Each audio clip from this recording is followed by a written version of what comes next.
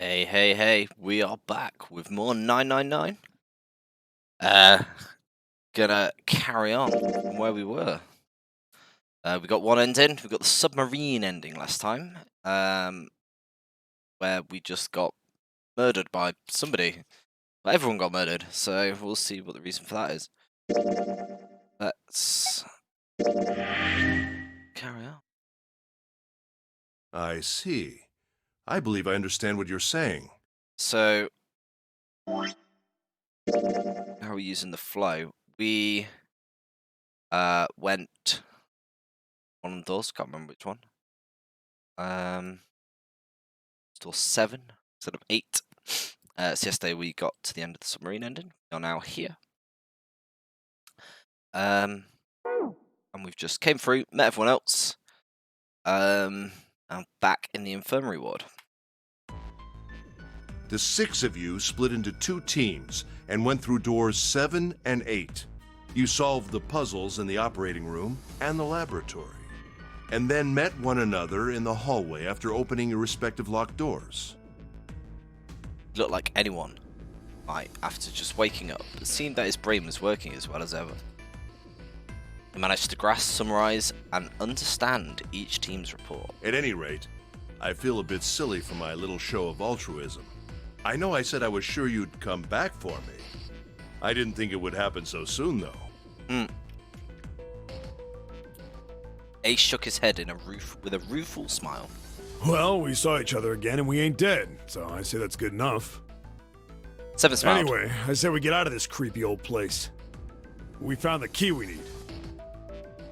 The key? Ain't that what I just said? I'm talking about the Jupiter key. We found it in the operating room. Right, Junpei? Yeah. Junpei nodded. Oh, the solar system keys. We found a couple more in the laboratory and the kitchen. Here, the Earth key and the Saturn key card. With that, she pressed them into Junpei's hand. The metal key had the Earth symbol on it, and the key card had the Saturn symbol on it. I might lose it. It's probably better if you hold on to it. That way it won't be my fault if it gets lost. Yeah. On it. Junpei felt slightly less than honored. Now we have 3 keys that we haven't used yet. Yeah. The Jupiter key that we found in the operating room. The Earth key that Lotus just gave me. And the Saturn key card that Lotus said was in the kitchen. Why is everyone giving everything to Junpei? Junpei tucked the new keys into his pocket. June spoke up. The Jupiter key is supposed to be for the door at the end of that long Hey, straight hallway, Beanin. right? Hope you're alright. Yeah. If the map's right, then it connects to the central staircase. Then, next to the stairs... I'm doing all good, thanks, man. Wait! They were the first words anyone heard out of Clover in quite some time. You doing all good? Her face suggested they weren't going to be very happy words. What's going on?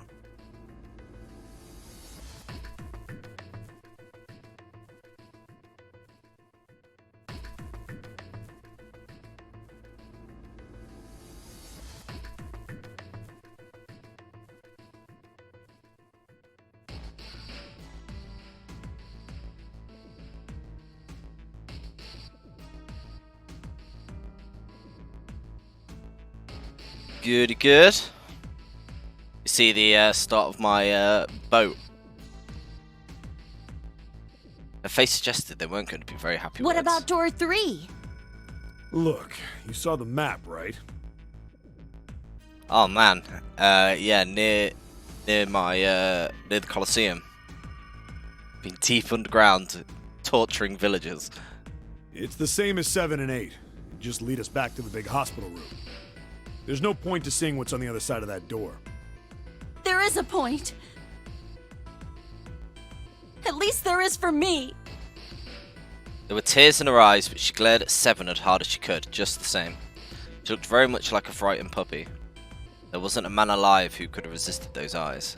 Why has it got really creepy with Clover? 7 looked everywhere in the room except at Clover and muttered and coughed. and muttered and coughed apologies under his Yeah, breath. you're right, I'm sorry. Snake might be on the other side of door 3. Clover nodded once. The next person to speak was Ace. Very well. I'll be coming with you then. I've had a nice long rest. I think it's time I was up and about again. So 7, you'll help me, won't you? Huh? Junpei did the calculations quickly in his head. 12 plus 1 plus 7 is 12. 1 plus 2 equals 3. He looked like 7 was doing them too. At last he gave up. Damn. Well, I guess that's how it's gotta be. So I'm going with you, huh? Yes, you are. Alright, let's get moving. So it was decided that Clover, Ace and 7 would discover what lay beyond door 3. Don't Okay, man. we're heading out. Be careful. Whoa. Didn't think I'd be hearing that from you, Lotus. Don't let it go to your head. I'd be in trouble if the 3 of you bought it. The rest of us can't open the 9 door. Ah, the truth comes out. 7 nodded, as if this answer made much more sense, and pulled the lever on the red.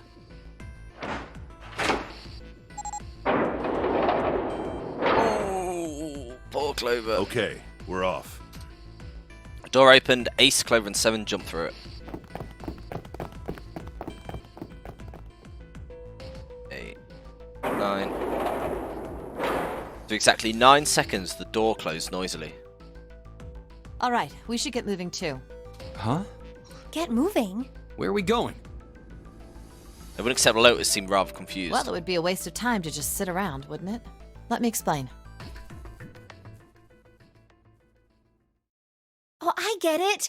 We're gonna see if we can get anywhere interesting with the Jupiter key. Yes. If we're lucky, we might find Snake. They were at the end of the hallway, lined by individual hospital rooms. And here's the Jupiter symbol on the keyhole. Alright, Junpei, open it if you please. Yeah, on it. Junpei pulled out the Jupiter key out of his pocket and slid it into the keyhole. He twisted. With a nice sharp click, he felt the door unlock. Junpei sucked in a breath, held it, and opened the door as quietly as he could.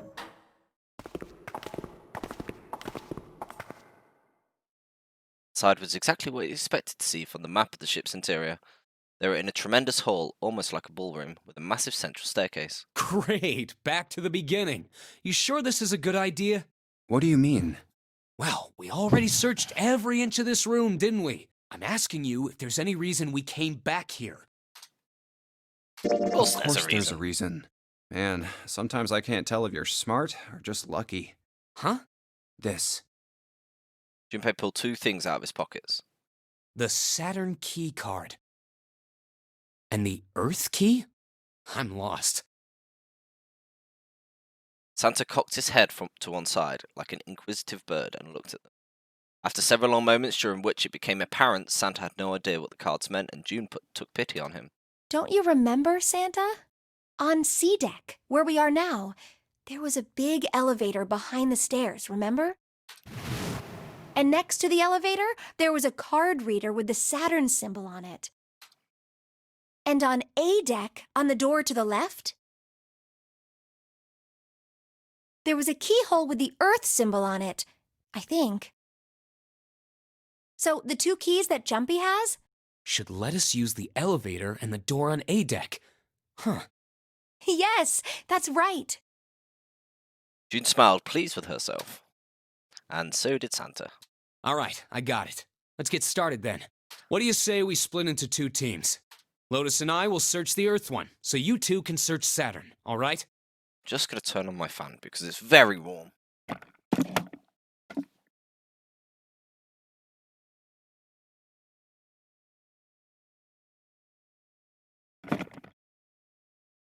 Sounds good. Then you guys should take this key. June handed the Earth key to Santa.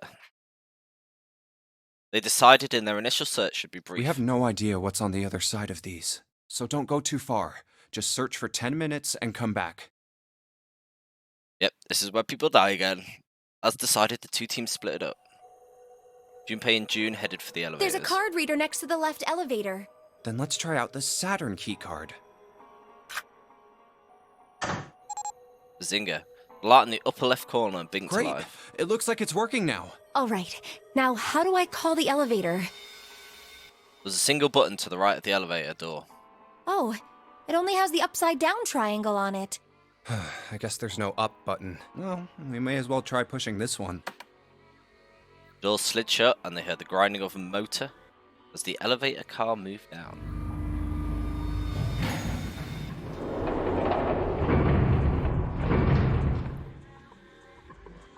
It opened! Look, Jumpy! Why is she so surprised? June's voice was excited, but Junpei could hear it. A tinge of anxiety. Sweet! It opened! Let's get going. He grinned at June and stepped towards the open door. He was about to set a foot in it and he felt a hand on his arm. Wait. What? I'm not really, I just, oh gosh. She okay? Junpei was something at a loss. What could she possibly be so frightened of?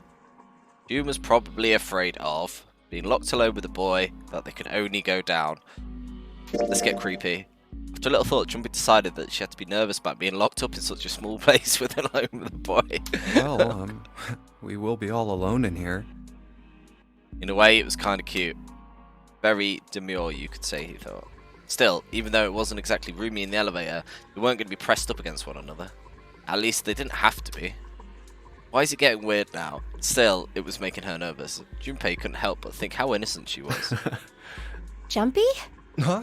Oh, nothing. It's not important. Come on, let's go. Again, he stepped towards the elevator. Again, he felt himself restrained. I said wait a minute. Why? Aren't you afraid, Jumpy? Afraid of what? Well, I've never, you know. It's your first time? What's going on? She'd never been in an elevator with a man alone before?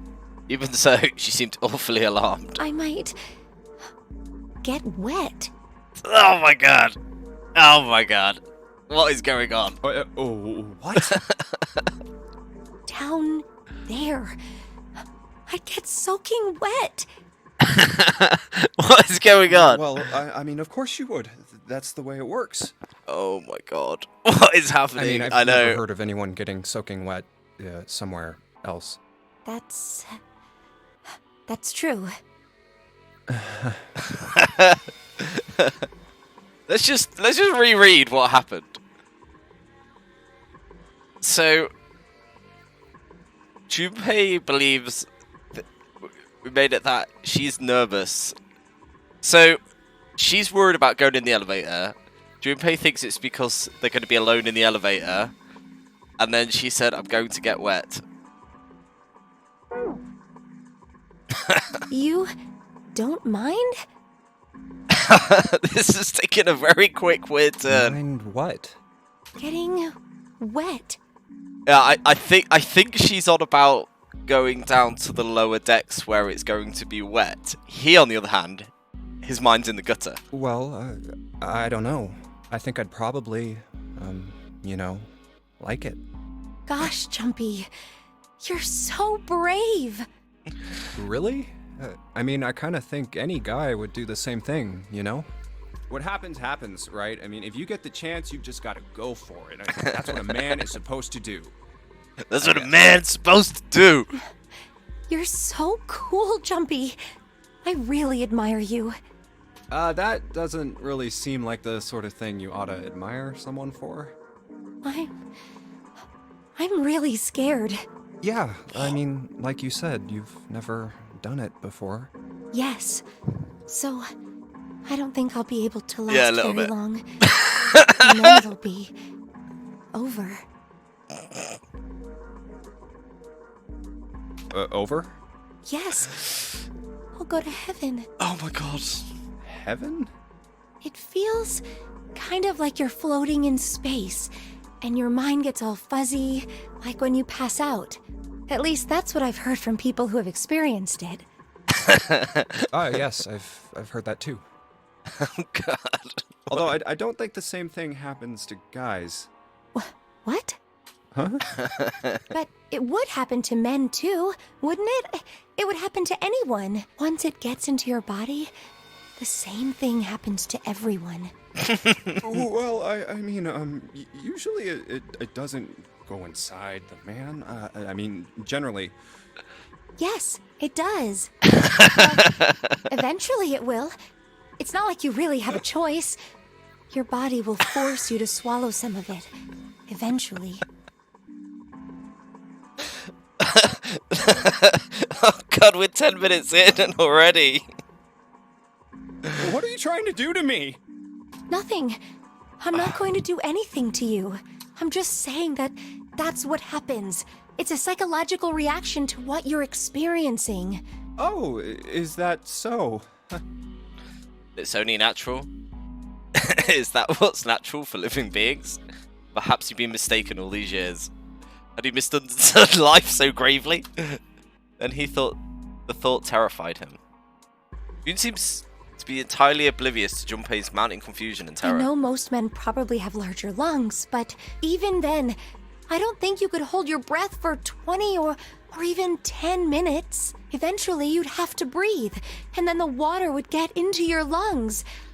Finally, we get Once to that what she's on happens, about. your body won't be able to get oxygen anymore, and you'll start to feel that floaty feeling as you pass out. Huh. Oh.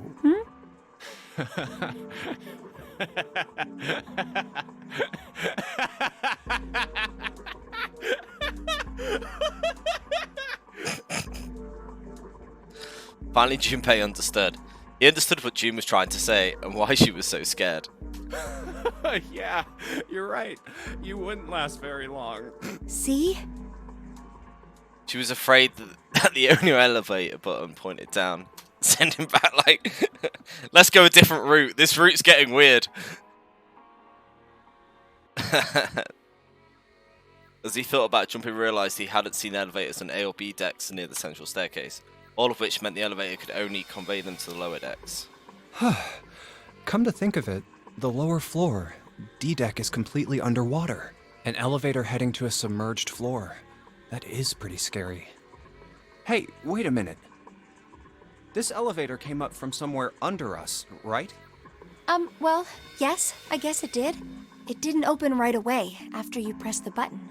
There was a motor noise, like it was moving, and then it opened. Yeah, exactly. Yes. So, take a look inside. Junpei jerked his head towards the interior of the elevator. It's not wet at all, is it? The walls and even the floor are totally dry. Oh, you're right. They are. She looked around at the elevator, slightly embarrassed. Well, let's test it. Test it. Yeah, watch this. Now, I'll just put one foot inside the elevator and look over at the buttons. Oh, there's only two, E and C. All right, I'll push E. He pushed the E button and jumped out of the elevator. The door slid shut, and they heard the grinding of the motor as the elevator car moved down.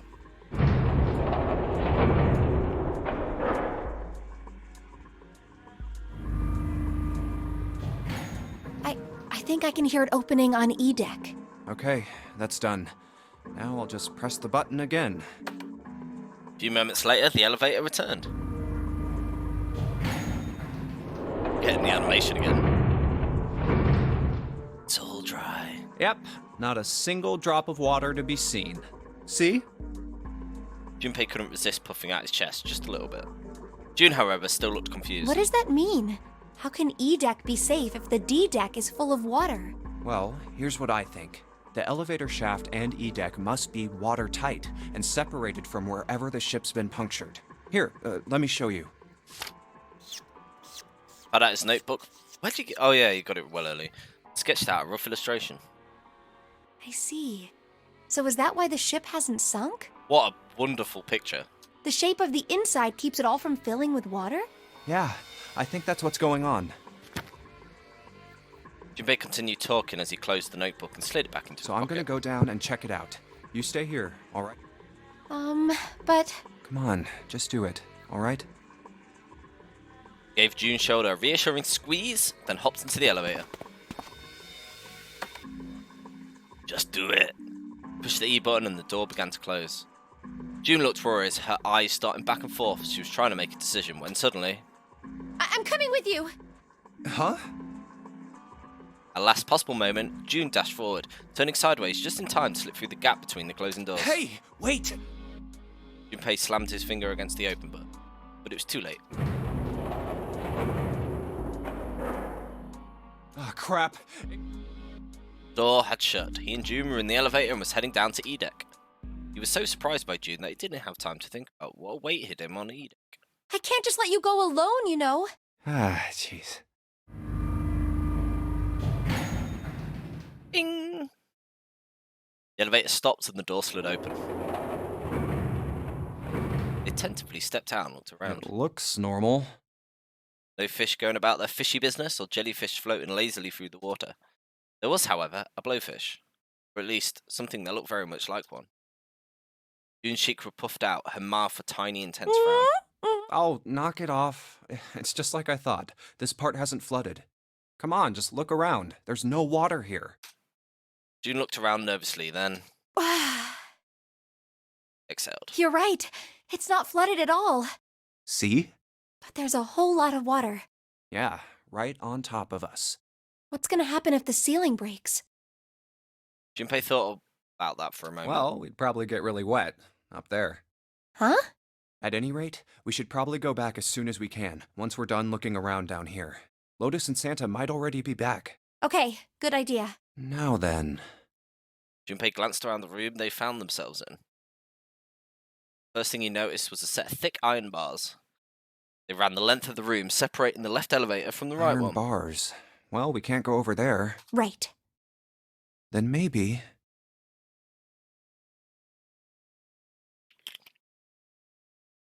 In the corner of the room that housed the elevators, Junpei found an opening. Walked up to it and stuck his head around the corner. It looks like there's a long straight hallway down this way. Something's written on the door at the end. Wait, is that... Let's check. It's a 6. Junpei and June set off down the hallway at a brisk clip, somewhere between a run and a jog. All on, they found themselves in front of them.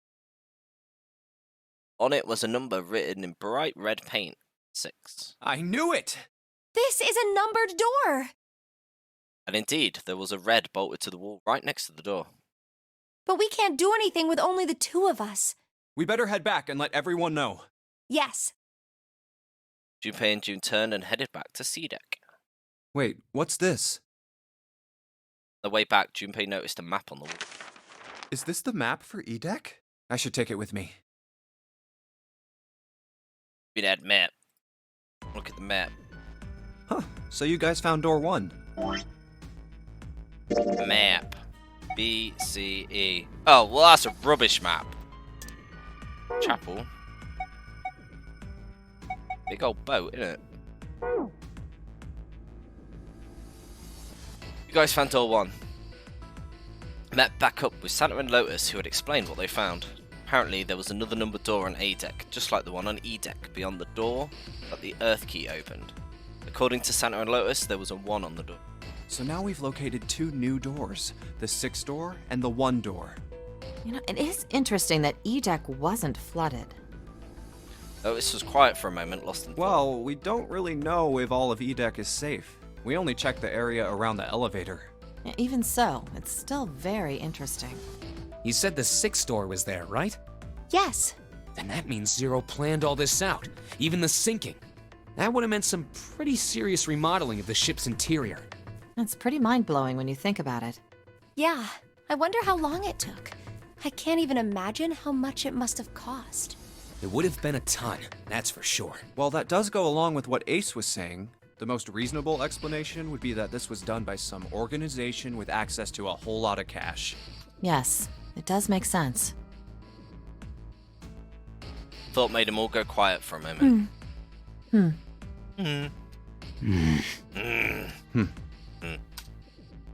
June bit her lip while Lotus sighed softly to herself, and Santa cracked a stiff neck, and stared off into the distance at nothing.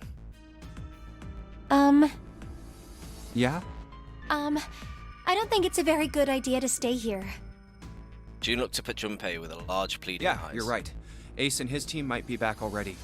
Well, Junpei and I should be able to open door 1. Huh? You guys leaving me behind? 8 plus 6 plus 5 equals 19.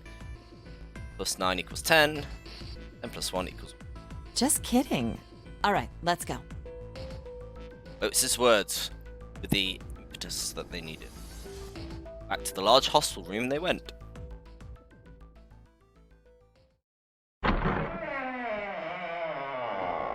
Clover lost her mind yet.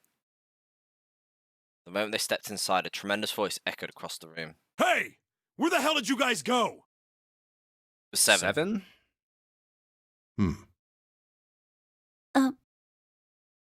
Ace was right behind him and Clover was behind Ace, although she seemed to be hanging back.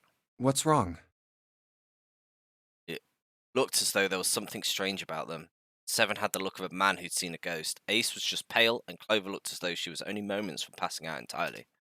For a long moment, they simply stood there looking at one another. Junpei looked around nervously, waiting for someone else to speak.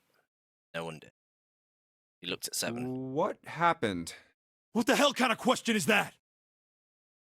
7 was trying hard to be angry, but something had shaken him hard. His shoulders were trembling, and his voice was strained. Snake is... 7 couldn't finish it. See, what gets me, I tried to work the digital route out for this one, and the only way it could work would have been June and Clover with Snake, which is a bit... He just looked away. His face was twisted by Junpei wasn't sure what. Instead, Ace spoke. Took a deep breath, closed his eyes, and spoke. Snake is dead. He died, just as the 9th man did. So the air has suddenly been sucked out of the room. Junpei felt his heartbeat quicken and he realized he was having trouble breathing. He could feel cold sweat beading on his forehead. Oh!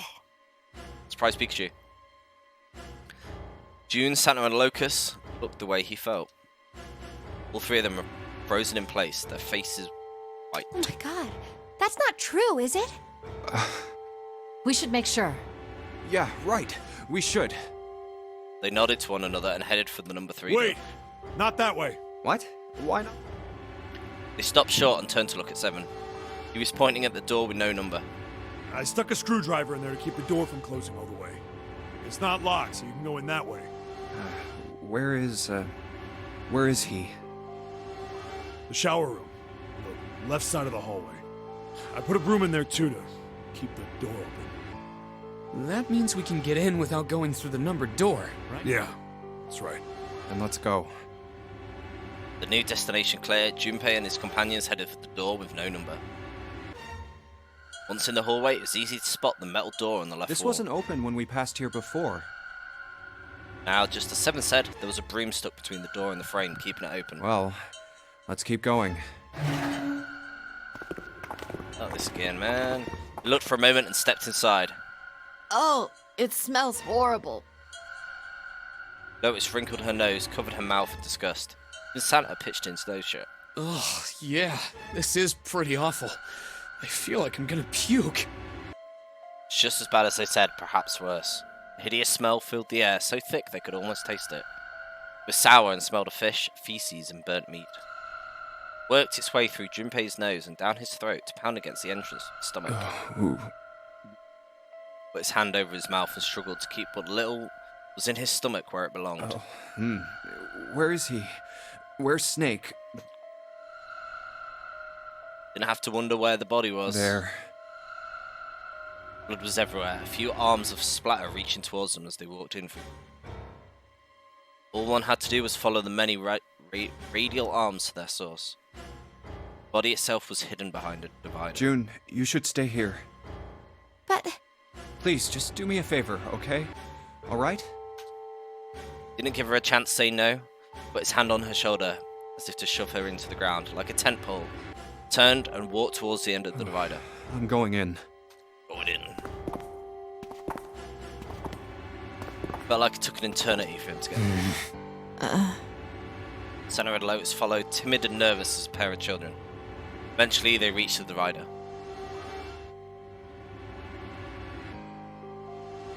Another ending. So, you don't get through door 6 without him? Junpei put his hands in the divider and peered around the corner. For a moment, he forgot to breathe. Felt his heart collapse in his chest. Said no. No. So this is door 3. And when I was trying to do the digital route, the only way it could work was with Clover June, which is pretty weird.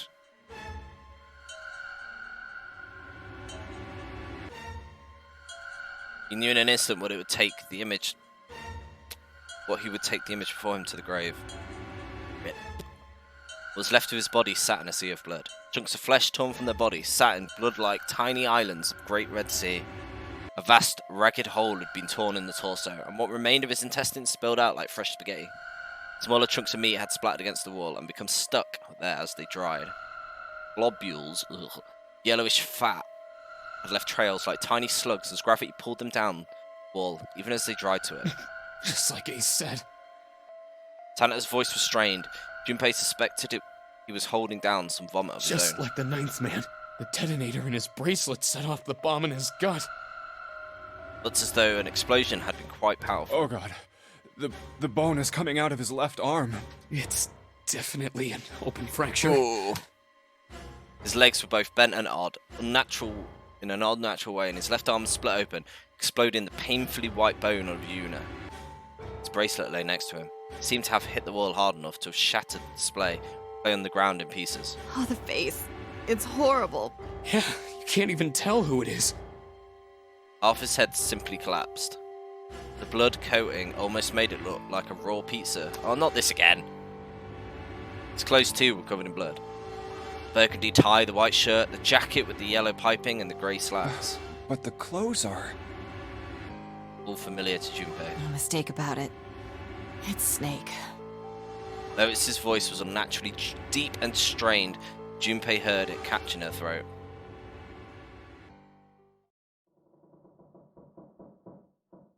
Grim.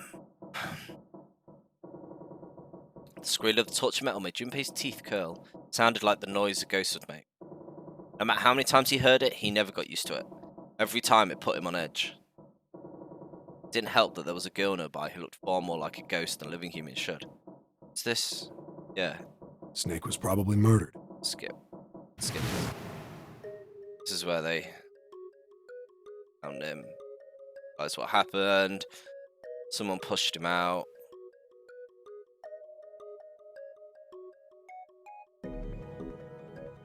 So last time we said, of course. What if we say Junpei wasn't sure this time?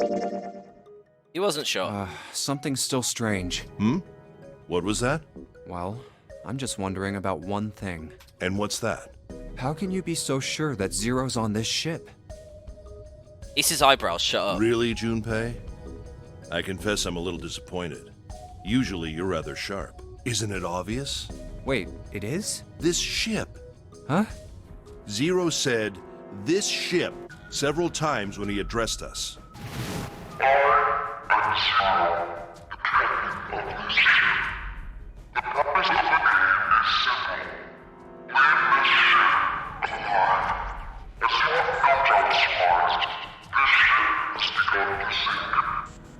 If he weren't here, he wouldn't say "this ship," would he?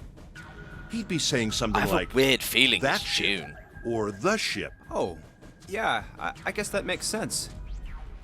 Ace's explanation made perfect sense. Junpei felt a little foolish that he hadn't seen it himself. Well, I did. I just wanted to see what the other option was. Still, he was left with the question. It's one of no small If Zero's importance. on the ship, where is... Now they're going to talk about this again. Oh! Was he one of them? Well, we said it's possible, and I think it is if you work out the digital route of 3. It comes to Clover and think maybe Clover's just like actually insane or something. That's crazy. Isn't this ship going to sink in a few hours? If Zero was here with us, he'd be putting himself in danger. Why the hell would he do something like that? There's no motive. Because he's a nutcase who locked you in a ship.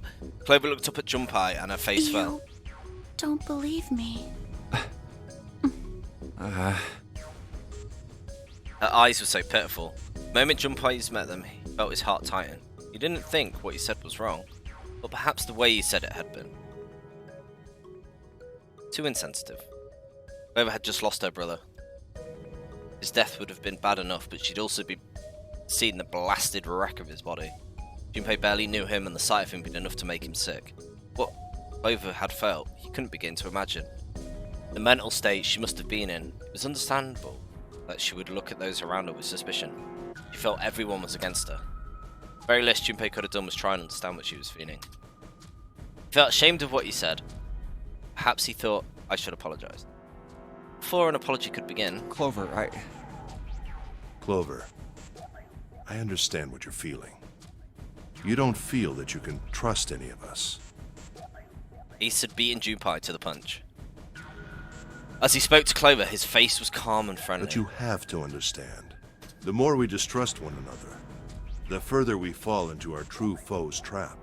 Zero was the one who did those horrible things to your brother. Do you want to let yourself be manipulated by someone who would do such a horrible thing? Clover didn't answer. She didn't even look at Ace. The whole time, her eyes were on Junpei. You could feel Clover's eyes boring into him. June's number 6. So you got, because the 9th man's already dead, like when I quickly did it, the only digital route of 3 you could get was, that didn't involve 5, so obviously I'm here unless, you know, so I can probably safely assume that I didn't kill him. I think, when I quickly did it on the last stream, it was only 2, 4, and 6 could make 3. I might be wrong. Unless it's a multiple, if there's, instead of, I was thinking 2 people, it could be 3. Could be like half of the people trying against me. That would, I mean, to be honest, I don't know why I didn't think of that at the time. Rather than June. But she's a bit... 3 plus 7 plus 2. 7. 3's Santa. Oh god, yeah, you're right. I don't know, I think I trust 7 though. Like, the backstory that we've had, I do quite trust him.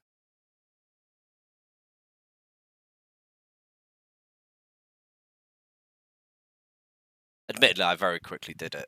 I was trying to see if it could be anyone, like, Otis or someone. She was first back.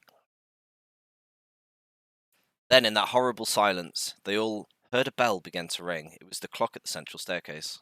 It's 3 in the morning. That means we have 3 hours left. Then we need to move now. 7. Clover. Then again, 3, 7, and 2 would make more sense than Clover and June, I'd say. I know how you feel, but you do understand that right now it's important we trust one another, don't you? 7 and Clover remained silent. Their eyes were looking at somewhere. Something somewhere very far away. Wait. What happened there? Is this just came up conveniently? Right now, it's important we trust one another. 7 and Clover. Sorry. We must go. We have very little time left. Ace's words put their feet into moving. They all knew where they were going. Our next destination is Mercury. But maybe you and June should check it out first and then report back to us. All right, let's go, June. Right. Right, why are we going ahead? Here it is. Sat bolted to the wall near the stairs that led to the casino and the kitchen between 2 elevators. The Mercury card reader. We're using the card 7 gave us, right? Yeah, I found it when we were checking out the shower room. I think 7 said something like that. Anyway, let's see what happens. Is this the one from... This is the one that took us to the... sub. Maybe we can actually get back to that sub. The light on the card reader turned green and made a tiny electronic noise. I guess the elevator works now. Jumpy, I know it's only the 2 of us, but let's do our best. What's with you all of a sudden?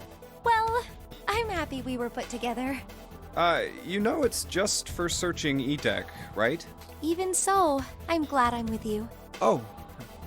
First, we need to find out if the elevator comes up full of water. Just like we did before. Glad that weird conversation doesn't happen again.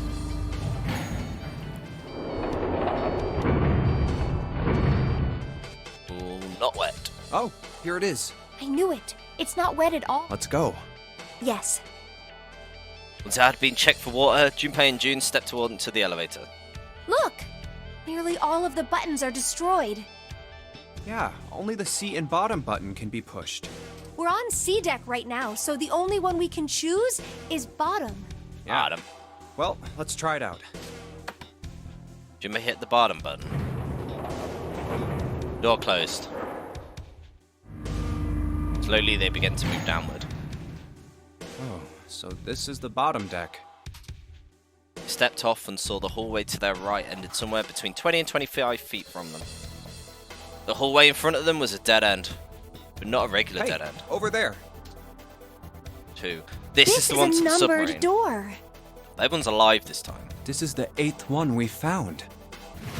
There were 2 numbered doors on B deck near the central staircase. They were doors 4 and 5. 3 more in the large hospital room. Doors 3, 7, and 8. And the door we found on E deck, and the door Lotus and Santa found on A deck. It was a 6 on the door on E deck, and a 1 on the door on A deck. 4, 5, 3, 7, 8, 6, 1, and 2. That means...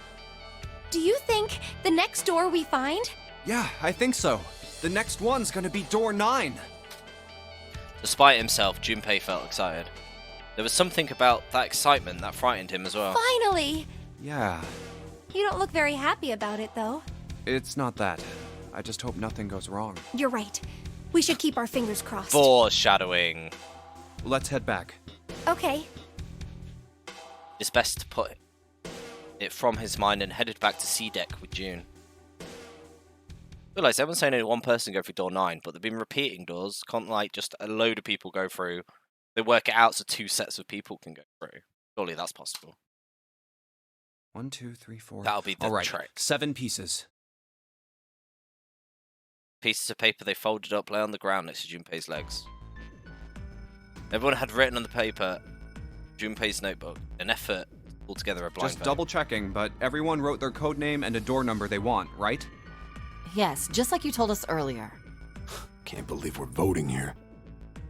Why they decided to vote in that way? We need to make the whole thing fair, blah-de-blah. This is a complicated plan, you know. Hurry it up, Mr. I have a brilliant idea. They decided it wasn't fair to simply ask everyone at once. That would allow people to force others to go through certain doors. Yeah, quiet in the peanut gallery. And he had a plan. It wasn't a plan he wanted anyone catching wind of, however, so he did his best to act calm as he began to open and read the pieces All of right, paper. let's open these up. The first one says, Ace requests door 1. Yes, I do. Would you like me to explain why? No, we don't have time for that. Sorry. Let's keep going. Would you like to know more? He opened the second one. Next is Santa. He wants door 6. Yeah, that's what I wrote. We continue with third, fourth, and fifth pieces of paper. Clover wants 1, Lotus wants 2, and 7 also wants 2. Wait a minute. There is no way I'm going anywhere with the Elephant Man. No, there'd be no point to the voting if we let people change their choices because of stuff like that. But... Just give it up, Lotus. It's not like I want to hang out with some exhibitionist grandma. I am not an exhibitionist. Bird. I'm wearing clothes. Well, Barely. So, last I checked, that's not a crime. Maybe. But what about common decency? Nobody wants to have to look at a chick who looks like a half-naked raisin. Oh, I'm gonna kill you! Lotus' hair flared out like a mane of an angry lion, and she roared with the Oh, voice. not good. Let go! Let go of me! I'm killing him! With some difficulty, Ace managed to restrain her. Junpei, read the rest. Right. Junpei tore his eyes away and looked down at the 6th piece of paper. He opened it. June wants door 6. Yes. I don't really have a reason. I just felt like it. All of the papers save Junpei's had been read. He did some quick calculations in his head. So this was everyone's vote. Ace and Clover requested door 1. On the A deck near the central staircase. 7 and Lotus requested door 2. This is the door on the bottom deck. It can be reached by taking the elevator to the bottom of the ship. Santa and June requested door 6. This is the door on E deck and could be reached by taking the elevator and the central staircase down. Then the door I should choose is...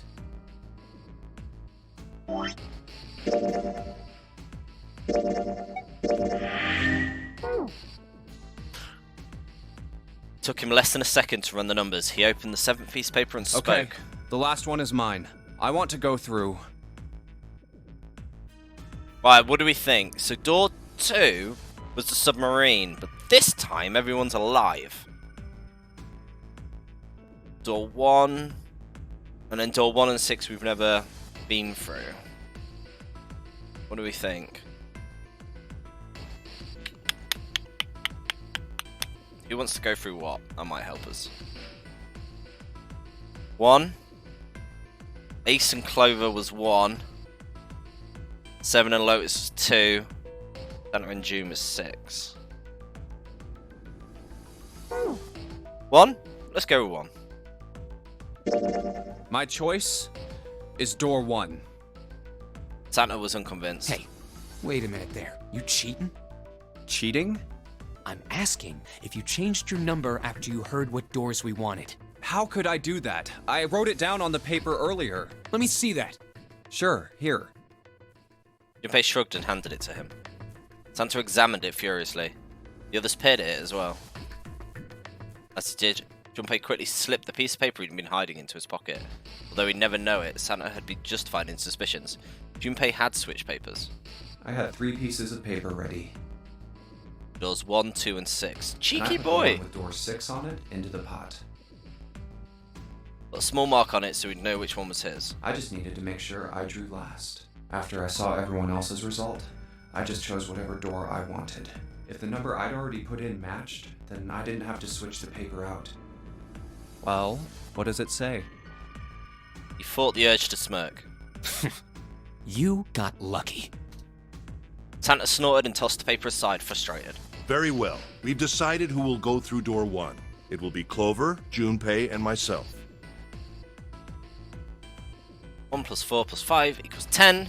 10 plus 0 equals 1. Our only problem is the 2 remaining teams. June and I want door 6. Lotus and I want door 2. That's not good. We can't open either of those doors with only 2 people. Aw. Fine. 7, we'll go through door 6. 3 plus 6 plus 7 plus 8 equals 24. 2 plus 4 equals 6. Sure thing. I didn't really want to go through door 2 anyway. Besides, if we've got a younger girl with us, it'll lower the average age. Right, June? Well, June was at loss for words. Lotus was not. Pig. You just wait and see. Oh god, she's gonna murder him. Her eyes with the eyes of a woman prepared to kill. A shiver ran down Junpei's spine. Calling me old. This is why men are such a pain in the ass. They're about as subtle as a brick. And they're at it again. After they separated at the staircase, Lotus was still muttering angrily at herself. To herself. I'll see you later, June. Jumpy. Circumstances dictated that Junpei and June would have to part ways again, but this time it didn't sting Don't make quite that so face. much. It'll be like... We aren't going to be split up permanently till we find door 9. We might get separated for a little while, but we'll see each other again. Otherwise, we won't be able to open door 9. That's how the Nonary game works. Seven's words took a weight off Junpei's shoulders and felt much better. It'll be fine. I'll see you soon. All right. See you later.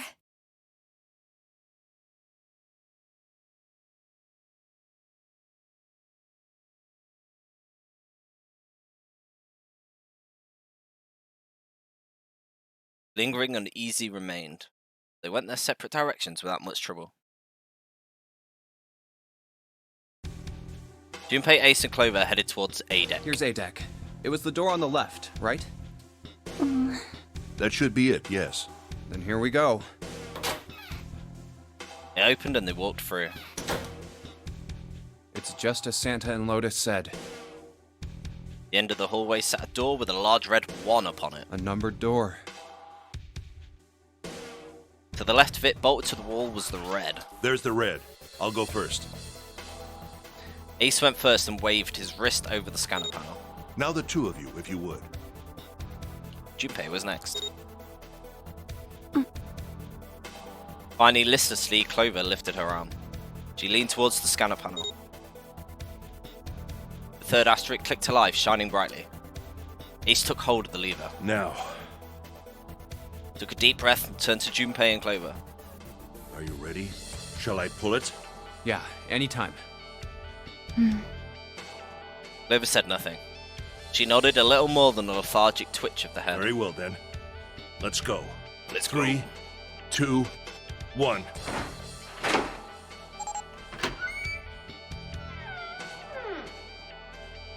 And it's open! Move it! Go, go, go, go. He stumbled into the room. Where is it?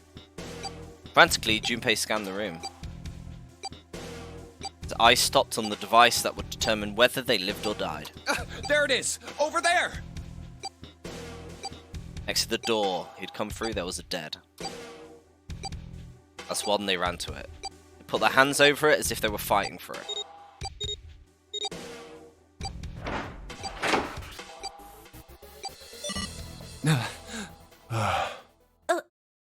It stopped. Yes, it did. Junpei could feel his heart pounding against the inside of his ribs. Ace and Clover were breathing hard and fast. Whew. I don't believe I'll ever get used to that.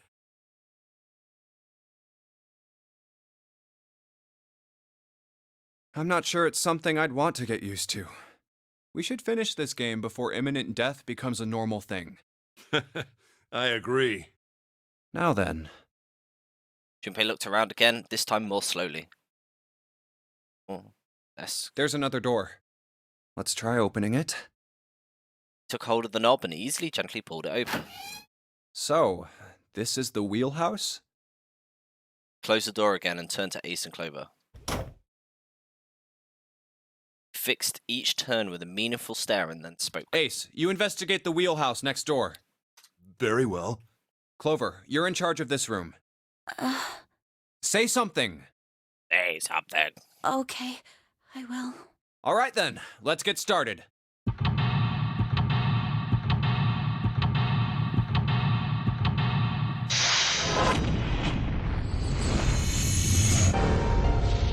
Seek a way out. The chart room. Okay. That's where we came from, innit? Junpei, are you trying to open that door? Get it, it's pointless. I tried it earlier. It won't open. Books. Shelves aligned with books. Let's see what's in this blue one. Something written on it. Ship's log. Material has been added to the file screen. File. Ship's log found in the chart room. The following is written on the last page. We leave soon for a new journey across the sea. After leaving port, we headed south and west. We turned southwest to steer around the continent and proceeded northwest. We made port, changed our heading east for a time. We are now heading due north. Soon we will dock in the United Kingdom, the homeland of this vessel. We've got to like reverse engineer that. Wooden box, maybe a case for letters. You ever write letters, Clover? Nothing. No response. Left drawer. Let's have a look. Nothing. Right drawer. Nothing. Mid drawer. Pocket watch. That's at 10:05. A voice he hadn't expected startled Junpei from his examination of the pocket watch. Oh, pocket watch. Might I take a look at it? He spun around to find Ace standing in the doorway. Junpei shrugged and handed him the pocket watch. Hey, man. What are you doing over in this room? Oh, I just thought I'd come check up on the two of you. Is there a problem? Is there a problem? Well, not a problem, but Junpei looked desperately around the room, anywhere but at Ace, trying to find a convincing reason to dismiss him. Ace opened his mouth, then took another look at Junpei and shut it again. A small smirk appeared in his face. Oh, I see. Of course. Oh, we're creeping on Clover again. He looked Junpei over, then glanced at Clover. I apologize for the intrusion. Well, best of luck. Gave Junpei a knowing pat on the shoulder and left. Why is everyone so creepy? ow. For no reason he could fathom, Junpei's head began to hurt. What the hell? My head. Sharp pain in his head. How much time passed? He wasn't sure. He did not notice when Ace strode through the door. His smile was more of a smirk. He had the air of a man who knew more than his opponent. Yes. There was something I wanted to check, if you don't mind. Yeah? What's that? Pardon me. No warning, Ace slips his hand into the pocket of Junpei's Hey, vest. what the hell are you doing? Whoa, what are you putting your hand in my pocket for? Stop! He reached for Ace's arm. But it was already too late. The older man's hand were pieces of paper Junpei had balled up and hidden in his pocket. Just as I thought. You switched them, didn't you, when we voted? Well, Cheeky. I can't say that I care. I managed to get through the numbered door I wanted, despite your mischief. Then why did you... Oh, simple curiosity. I hope you won't think ill of me for it. He smiled, gave Junpei a friendly pat on the shoulder, and then turned his heel and left. Did he just, like, poison me? It was a small defeat, but it was a defeat. Junpei had lost the upper hand, and he knew it. He could feel his stomach begin to tense. Damn. Get wrecked. Back. It's on the map. Map looks weird. Map of the world, but with the Atlantic Ocean in the middle. Probably looks weird because you're not used to seeing it that way. Oh yeah, because the Japanese one is different. What's on it? Okay. Oh, got a map. Stack of more nautical charts. I think it's a nautical chart. There's a line on it there. I think the line is the route the ship is supposed to take. There are dots all over the map. Oh, those are probably ports, like for a boat to stop at. Looks like the lines connect the dots. Light. Seat. No. Seat. A chair. Chair. Clover isn't talking much. Well, I guess it's understandable. I mean, she's been through a lot. Really, it's more surprising that she's still together enough to talk at all. Go for her, right? This isn't good. So many drawers, but nothing inside them. Desk. Anything in the drawers? Nope. What else is there? There's a thing. Compass. It appears to be broken, however. You see, the glass cover has been smashed to pieces. Helm. Well, a steering wheel might be a more appropriate term. There's another room on the other side of the window. Oh wait, that's a pocket watch. Is that the way back? Yeah. Well, that and that. Oh, there's the other room. Well, this is a pocket watch, so let's dive in with this. Some sort of square device embedded on this door. Like some sort of lock. It's got a weird shape indentation. The shape, maybe. It's like the pocket watch would fit here. Nothing. Imagine the pocket watch is intended to go in there. However, we may need to do something with the watch first. Okay.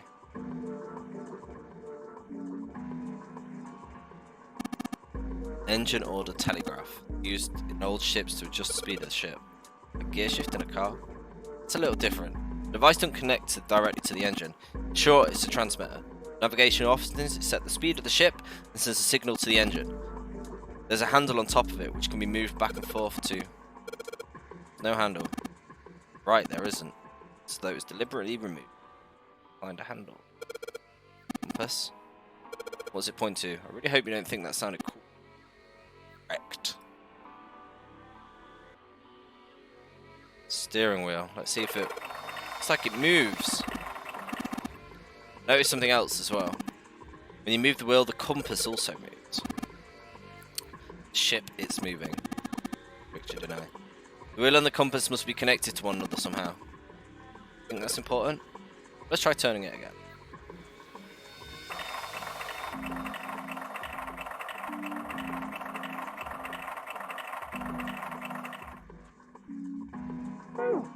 That's probably to do with the thing, innit? Okay. So what was that?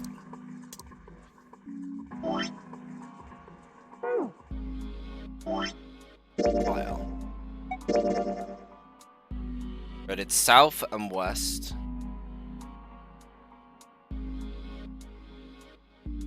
Alright. Write this down. South and west. Turn southwest. West. Northwest. East. North. Okay. So is south and west southwest, or is it southwest? Southwest. Okay, so we're gonna go south, then west.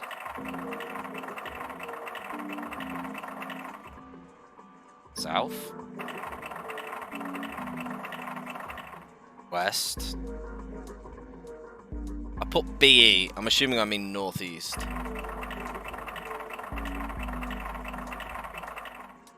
Northeast. East. North. That didn't work. Let's check what I meant by BE.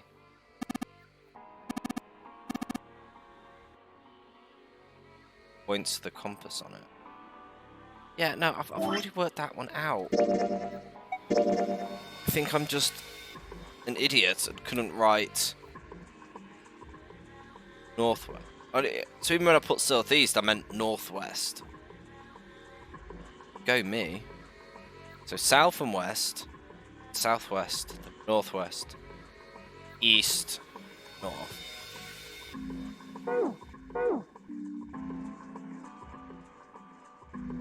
South. South. West. Southwest. East.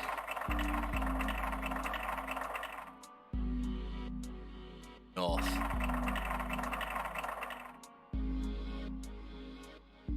Oh. Would have found something with directions on it. Something with directions. But I've already done it. Okay, let's try this. So southwest.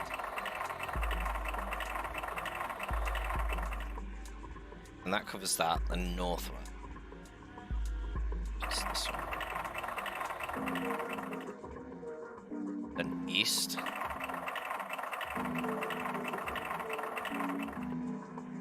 And north.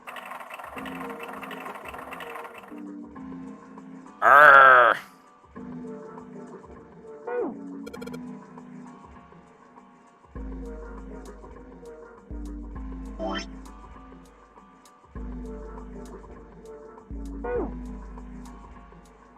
It's gotta be this long, surely. But it's south and west. That could southwest or south, then west, which we did. We then turned southwest around the continent, proceeded northwest. Did. Made port, changed our heading to east, and are now heading north. Maybe if I do it backwards? So we're already at north. East.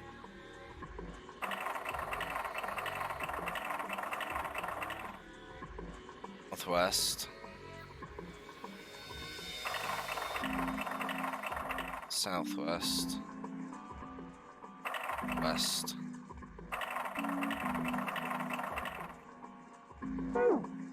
I'm gonna look around.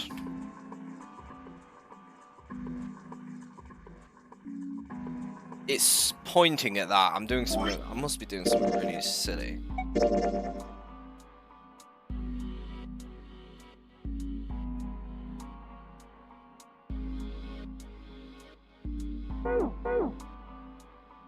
One more time. So south and west.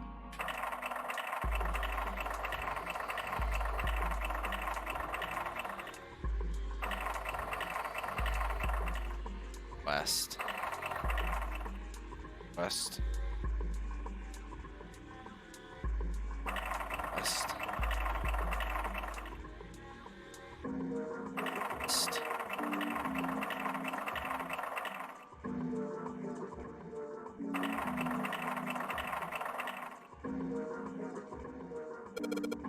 Oh, it worked that time. Sipping so low, E0. And that's gonna go to here.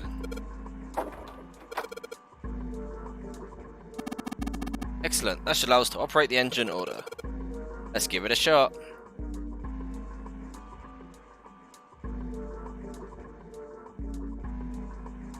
I have a feeling we'll come back to that.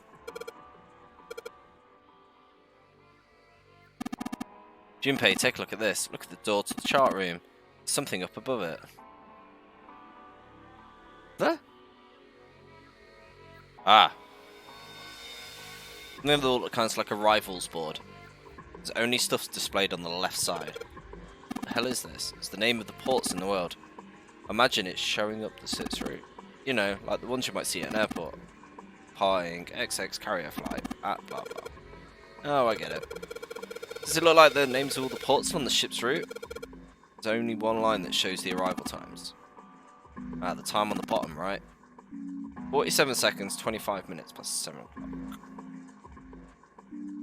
o'clock. Okay. 47 seconds and 7. Do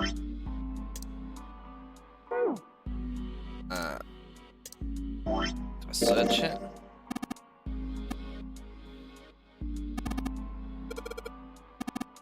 Let's see, you can move the hands, however. Let me move the hands.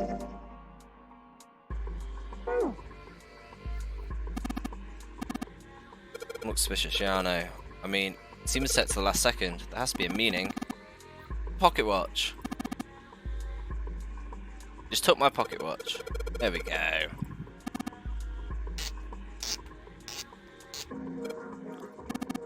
Should be fine now. Well, thanks for giving me the pocket watch back, but you don't need to look so smug about it. 47 seconds, 25 minutes past 7 o'clock.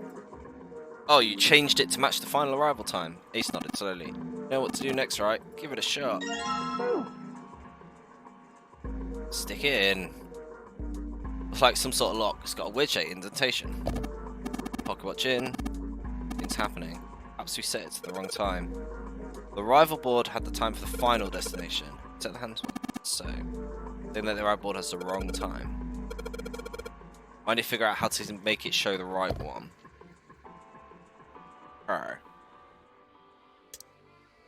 Nautical charts.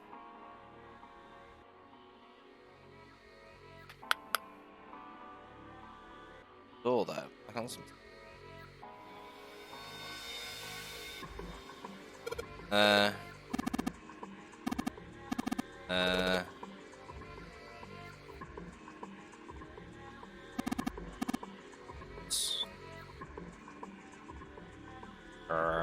Go back anyway. Yep.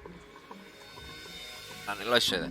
It's a number of red pins at several locations. What do you think the red pins mean?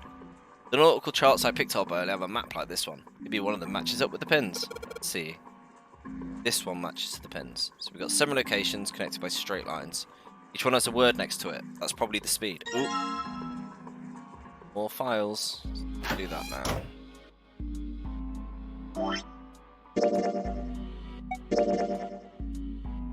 Full. Let's write this down.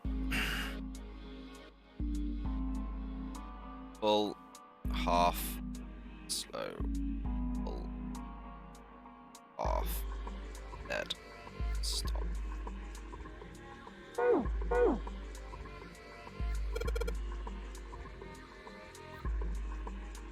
So, pull, off, slow, pull, off, dead slow, stop. That's weird. I thought I put the right speed. Did I mess up? No, I don't think so. Same thing happened earlier, remember? It's been a change to the arrival board. Hey, alright, let's check it out. There we go. Place change. Now it's estimated time 10 seconds past 3 o'clock. Yeah, pocket watch. That's on it. That's it. Says estimate right time is 10 seconds past 3 o'clock. See, good work, Junpei. You're a sharp one. You mashed up the hands on the watch like I did earlier, didn't you? Now you've set it to 10 seconds past 3. Surely you know what needs to happen next. Let's give it a shot. Don't like Ace, he's really smug. I've not been in a room with him before this one. Like this is some sort of lock. Oh, weird shape patient. Actually, it's shaped just like this pocket watch I've got. Whee! It opened! Hey, Clover! What? Look, we've unlocked the door. Now we can get out of this room. Oh well, let's go then. Over. He's not happy.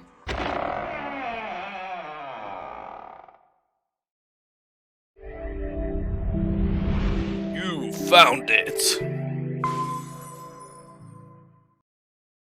Oh, a hallway. It's far too narrow to be called one. They found themselves in a small space outside the wheelhouse. On the left was a wooden door. This seems to be the only route. Yeah, let's go. Junpei pushed it open and stepped into the room beyond. Wow. Oh, another room. It's full of all manner of turn-of-the-century electronic equipment. Well, these machines are weird. I've never seen any of them before. Huh? Wait, this one is... One smaller machine had a metal bar that entered in a circular handle. I seemed to recognize it. Ah, yes. A telegraph key. These Oh, were I gotta used learn to Morse transmit code Morse now. code a long time ago. Turned and slowly took in the room. This must be the communication office. Across the room and the door, they entered through another door. And that door? Metal plaque was nailed to it. It read, Captain's quarters. Huh. That's what it says. Then, do you think...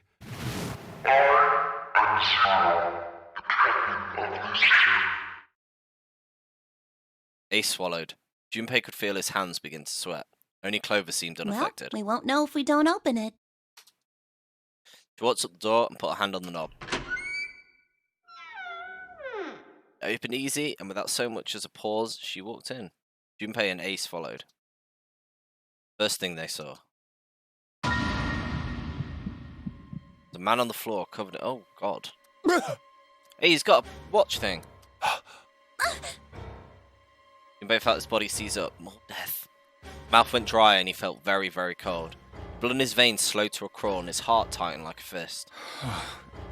Not again. This was the third time he'd seen the horror of death laid out before him. He didn't think it was something he could stand to see much more of. Still, he had begun to accept that whatever it was that he saw, whatever happened to him, beyond his control. Whatever force controlled him was driven by a determination that he could not hope to match. Rip. Damn. Sense of helplessness, of desperation watched over him. He left behind a feeling of utter emptiness that wormed his way through his body like acid. No, wait. We didn't check his pulse yet. Maybe he's still alive. I mean, look at him. Fueled by the spark of hope, Junpei ran to the man's body, and his heart fell. Yeah. He touched his hand to his No neck. pulse. Pupils had dilated, and he wasn't Well, breathing. he's dead. Damn. If only we knew how it happened. Junpei lifted the man's already stiff body. There was a deep red wound on his These chest. wounds. I wonder what killed him. They did not have to wonder long. It must have been this. Lying next to the corpse was an axe. Axe has an E in it. The entire blade was drenched in bright red blood. The shape of the man's wound, there could be no doubt that it had been made by axe for men. Junpei looked at the body again. Was it an ox? A lake of blood stretched around it. He was wearing clothes of the ship's captain, although they were still stained with These blood. clothes. A captain. Does that mean this guy was Zero? Snap. Is it a bracelet? And when the bracelet was 0. Bracelet 0. Boy. It was only then that Junpei noticed a stench of blood that filled the room. Couldn't help but laugh. There was nothing else for him to say. It was too simple, too obvious, too straightforward. If there hadn't been a dead man on the floor, Junpei might have thought it was a joke. It may be wise to find a way out of here first. Yeah, you're right.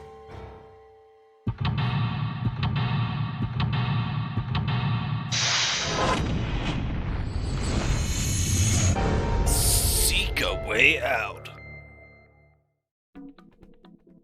Captain's quarters. Oh man, it's blood on the chair. Do you think this is where the dead guy was? What about this? Camera. That was on. Why would someone videotape a door? E-code. Plaque didn't say anything. I mean, I'm assuming the door's locked. Yep. Pulled it. Little music box. A lamp. Didn't turn on. I don't think there's anything special about it. A bed. There's nothing on it. Okay. Look like batteries. There's a cable running from them to the monitor. Let's deal with this. Some kind of code. There are 4 rows of numbers and letters. They all start with 0. Oh no, more hexadecimal. Maybe something with number bases. Oh, maybe not. Distant found in the cat's quarters. 10 in base 10 is, yeah, hexadecimal. Oh man, I don't want to have to decipher that. There's a bunch of weird buttons on here. Probably switch what you can see within the screens. You know how to work this thing? Just press one of these. Like this one. Oh man. What does that say? Oh, it's static. It's a door.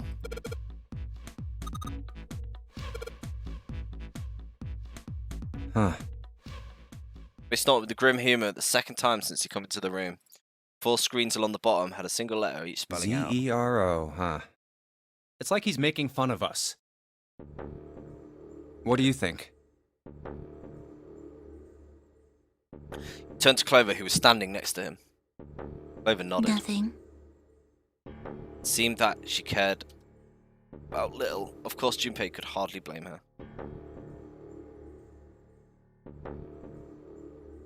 But was somewhat surprised she responded at all. Still, he had to ask. He gestured towards the corpse. What about him? Do you think that's really Zero?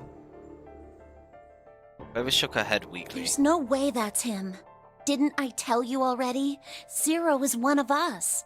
Who's this dude then? Is Yeah. he just like Right. unfortunate? I know it's important to figure out who this guy is, but don't you think we should figure out how to get out of here first? But... Please, I don't want to waste any more time. Clover looked miserable, as if she could start crying at any moment. Junpei just didn't have the heart to tell her no. Alright, sure thing. His mind playing tricks on him, Junpei. For a moment, he could have sworn he'd seen Clover smile. Oh, road. Get the axe, get the axe. Won't let me look down.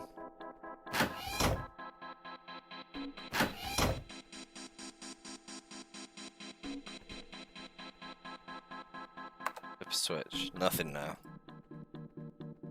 Fetch the oxen!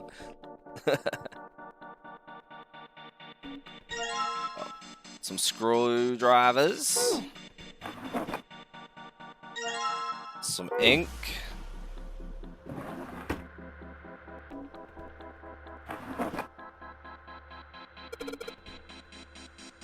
blank. There's nothing written on it. Combine ink with paper. So the draw's the only thing that's locked. Continue keyhole. Electronic lock. Some cables over there, which must mean... if it's a magnet lock, you just disconnect the power.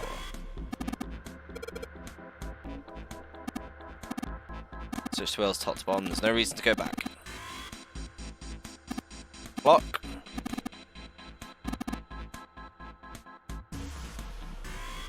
Telegraph machine. Telegraph machine. Right. Yes, look, it's a monkey with glasses. How on earth did you arrive at that conclusion? Yes, look, it's a model of a steam train. How on earth did you arrive at that conclusion? Am I just like ripping on him now? Just a normal fight. White light. But it won't turn on, so maybe that is normal. It's headphones. Pair of headphones, I can't hear anything. It's what they're connected to doesn't work. Telegraph, transmitting Morse code. Tried sending an SOS, but I doubt that did anything. Zero would never make it that easy. Think it's broken? Nah, it works. Just not sure it actually transmits anything outside the ship. Telegraph key. Ace says you use it to send a message.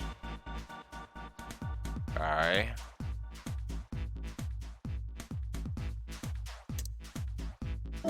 So what have we got? Screwdrivers with that? Hey, it worked.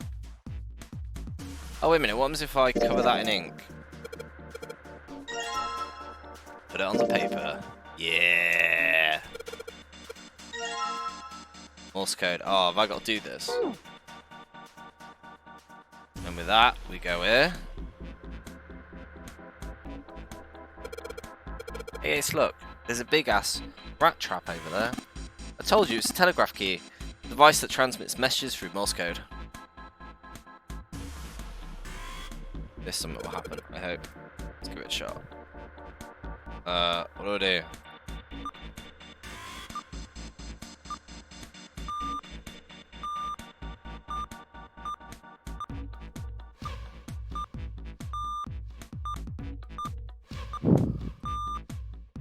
I'm glad it showed me it, and I don't have to like work anything out.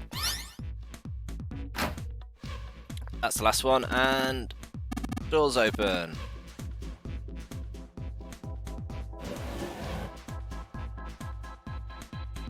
Red file lay in the drawer.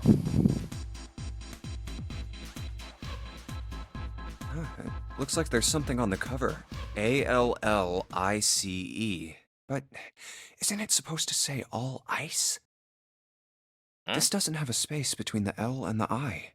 Are they saying that ALLICE is a single word? It's an interesting thought, but it left Junpei's mind quickly as he opened the file. What lay inside was far more interesting and far more confusing. Oh, what? Each page was covered with strange hieroglyphics. It's not cool saying strange characters. They look like tiny drawings of birds, snakes, insects, horned animals, wings, and even kneeling humans. Alice spelt wrong. Yeah. There are many pages in the file, each are full of these strange symbols. What the hell is this? Didn't realise he'd spoken out loud until Ace looked over. They are hieroglyphs, a form of writing used in ancient Egypt. Ancient Egypt? Good time I've got to decipher this. That's right. Can you read them? Of course. I can't.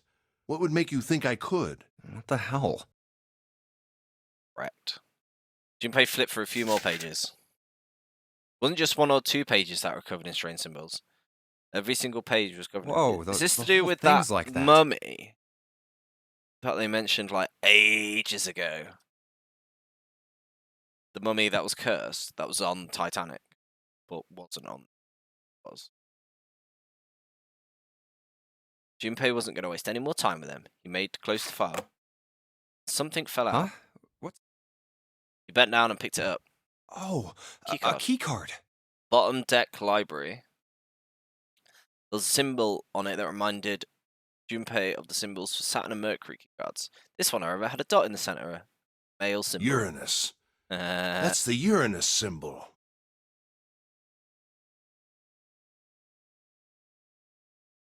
What, for Uranus? Junpei looked over to see Ace examining the card. In addition to the Uranus symbol, like and subscribe to Uranus.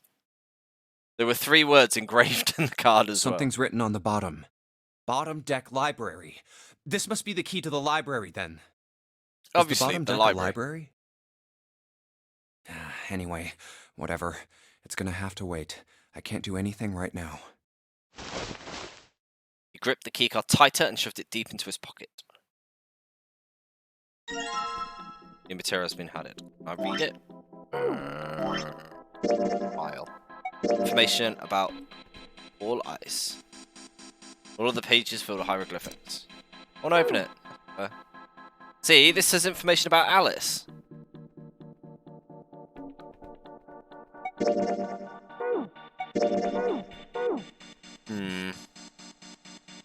Key. Got. Confirmed. Yeah, man. Who is Alice? Alice. Who the fuck is Alice?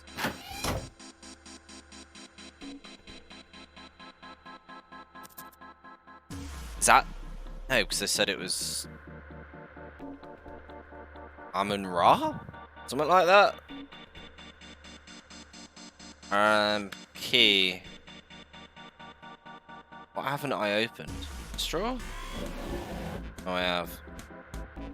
About this.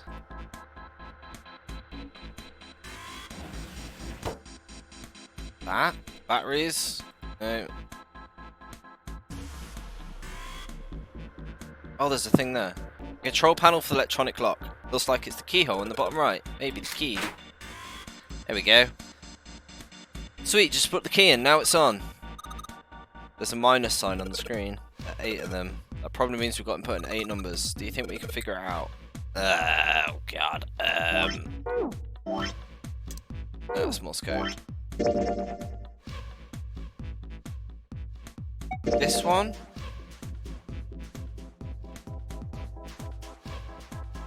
Ten in base 10. A index value. So 11 is B, 12 is C, 13 is D, 14 is E, and so on. Chart that in looks.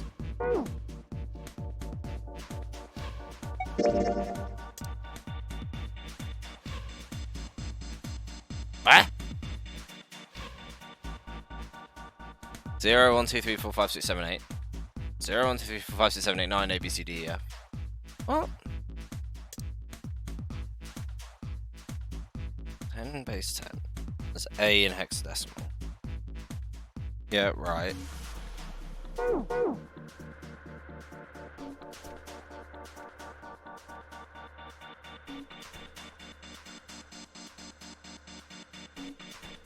front of it, it shows up in the middle screen. Short lifeline, Junpei. Mind your own business. 0, 3, 4. We need 8.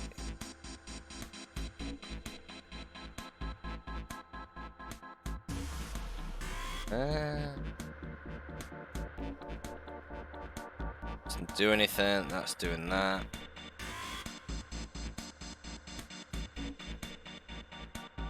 Wait, what would 0 be in hexadecimal?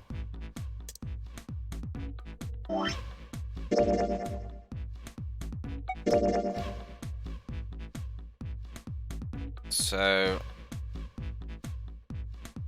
14 is E.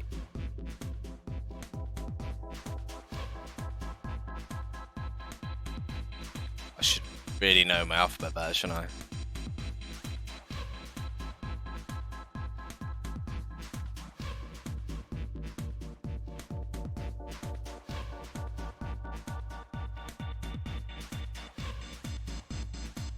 I'm pretty bad at this. Oh god, I've got to do thingy maths and I'm dyslexic. Oh wait, we've got stuff here, so 10, 11, 12, 13, 14, 15, 16, 17, 19, 20, 21, 4, 5, 26, 27,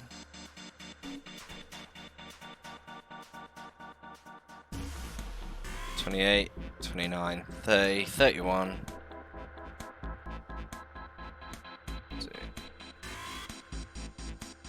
31.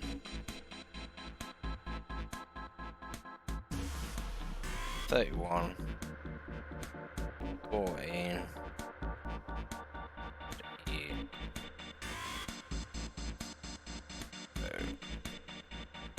27.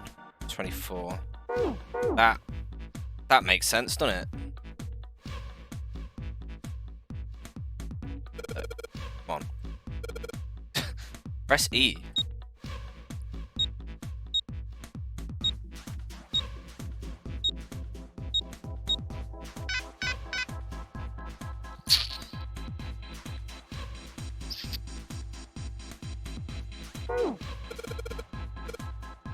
Am I being really stupid? What's...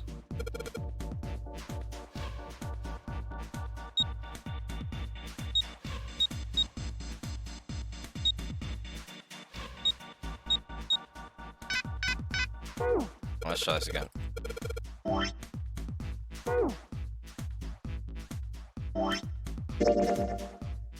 Z is 35.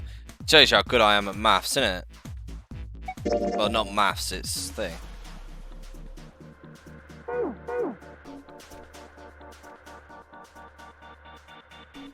It's alphabet. Dyslexic doing a thingy game. Text-based game is a really good idea. Boom! Thanks for that. Lovely breakfast.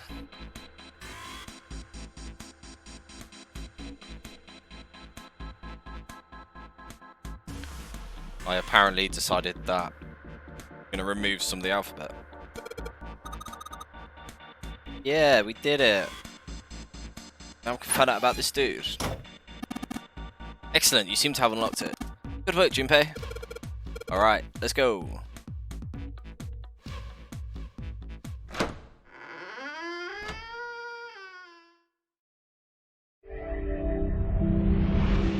You found it. Yeah! They stepped out of the captain's quarters and into another hallway. The hallway stretched out in front of Junpei for a bit before turning left like a great backward L. All right, let's go. Junpei rounded the corner and took off down the straightaway. The corner and took off straightaway. Okay. He ran and ran and ran. At the end of the hallway was a door. That's the next door. He made straight for Wait, it. a piece of paper. Nearly halfway to it when he noticed a piece of paper in the middle of the floor. He skidded to a halt. This is... Dropped down to his hands and knees and quickly tore the paper off the floor. Map of the ship's interior for A-Deck. Living the dream. What's wrong? A slightly slower by virtue of advanced age was finally called to Junpei. I found a map for this. You haven't floor. left Clover with that axe. She was smirking at the axe. And she thinks we killed her brother. This is a stupid idea. Showed Ace and we snatched from the looked like it was long enough to determine what it was. I and see. nodded. That he began running again past Junpei. Well, that was anticlimactic. I should keep this, though. Map. We haven't got it yet. Junpei shoved the map into his pocket and got up to follow Ace, but something stopped him. Where's Clover? Sure. Clover was nowhere to be Damn seen. it. What the hell is she up to? Junpei muttered angrily under his breath and took off back the way he'd come. He stomped around the corner. He saw her. She was standing in front of the door to the captain's quarters, her hand on the door. Clover! Look at the map now. Yeah. Staircase. Art room. Captain's quarters. Huh? Junpei watched. She closed it gently and quietly. What the hell are you doing? Nothing. What do you mean, nothing? Consciously, she put her hands over the pocket of her jacket as if she was trying to hide something. What the hell is that? What? You've got something in your pocket. What is it? She's got apples in them. Oh, this? this is... I wonder... What the hell? Come on, we gotta hurry. That Clover ran straight past the somewhat confused Junpei. Yeah, it's just apples. She's hungry, isn't she? As she did, he got a glimpse of her back. Huh? Clover, what's that on your back? Sticking up from her collar was something that looked like a big... Oh god, she's got the axe! A stick? Hey, Clover! What the hell's that thing on your back? She didn't respond. Instead, she quickly turned the corner and disappeared. Can I just stay here now? Is she ignoring me? For crying out loud. Junpei did his best to convince himself that it would make sense later and ran off after Clover.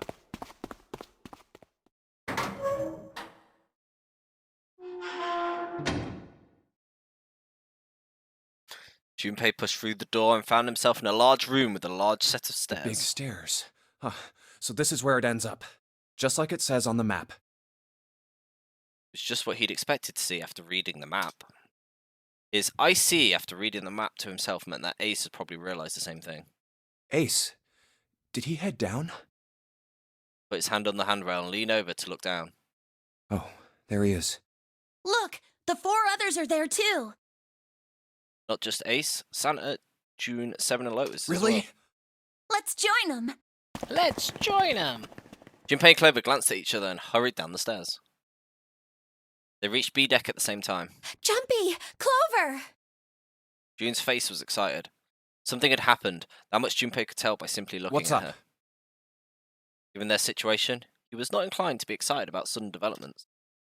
June, however, couldn't contain herself. We found it. Found what? We found it. What did you find? The last door. We found door 9. Oh, sick. What? Come on, just follow us. We'll explain on the way. Okay. Seven turned and jogged off down the stairs. Well, if that's the case... Wait for me. We should get going as well. The rest followed. Jumpy. Jumpy! We finally made it. The relief and excitement in her voice echoed what each one of them Yeah, felt. it's finally time. Junpei wasn't quite ready to believe they've really done it. At least not just yet. Still, if everyone said that it was door 9, then it We've probably reached was. the end. He could feel his heart racing. A mixture of anticipation and fear ran through his veins. He could feel his legs shaking. He was doing his best to maintain a sense of healthy skepticism. He couldn't deny that the prospect of escape was an exciting one. But something's bothering me. Only 3 to 5 people can go through the numbered door. 7 of us are on our way to door 9.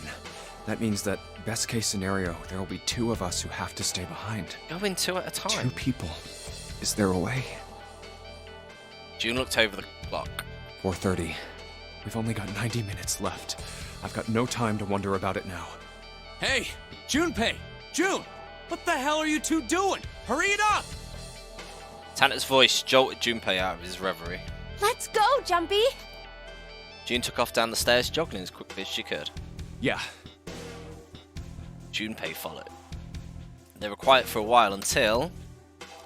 C deck. They had just reached C deck when Clover spoke. Hey, what about door 2? Everyone else stopped. They all turned to look at Clover.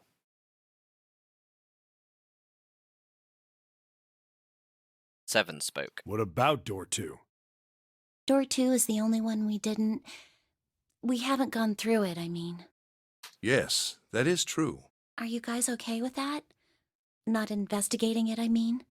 So what? We found door 9. We don't need any of the other doors. What's the point? Huh? What's the point in going to door 9?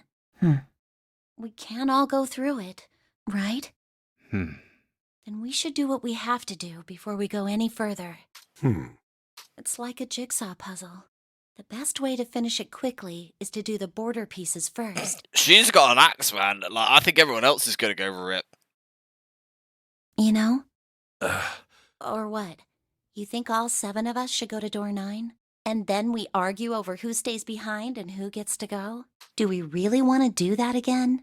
Who knows? If we check out door 2, maybe we'll find something. Maybe we can find a way to get all of us out. There's a submarine. Go to the submarine. Huh. I don't know what might be in there. We may not find anything. She knows this is a room. But don't you think it'd be better to at least have a look? I mean, am I wrong? Does that sound wrong to you guys?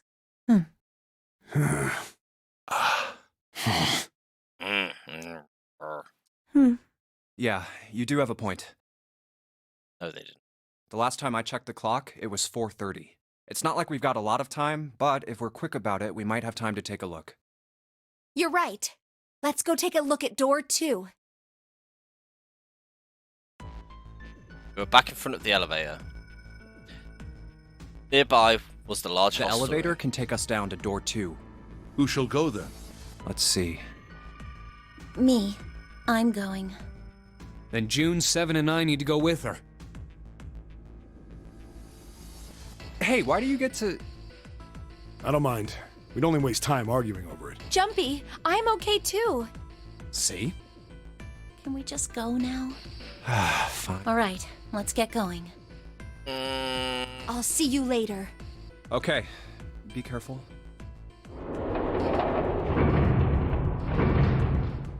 Gonna get murdered. I don't know why they're doing this. It doesn't make any sense. They climbed into the elevator and Junpei listened to it creak and rattle on the way to the bottom deck. Only Junpei, Ace, and Lotus were left. As the elevator rumbled out of sight, he spoke. Lotus, would you be so kind as to go with me? Go with you? Well, I didn't think people still talked that way outside of the 1950s. Well, I'm a mother. Would that be a problem for you? That wasn't what I meant to... I was hoping you would come with me. Seriously, though, I was kidding. So, where was it you wanted to take me? There's something I wanted to show you. Hey man, what the hell? I'm not important enough? Well, it's not like that. Once I've shown Lotus, I'll show you. Really? Of course. I do not like this guy. Ace's smile was friendly. Fine, do whatever you want. Thanks, Junpei. What is going on? Has everyone just lost their mind in the last minute? Are you coming, Lotus? I've almost got a way out. Well, let's go see what this other puzzle's going to be. Fine. Doesn't look like they're going to be back anytime soon. I might as well go and see whatever it is you think is so important. Thank you. Well then, shall we go? Ace turned and began to walk. Lotus followed. They disappeared into the hallway on the left.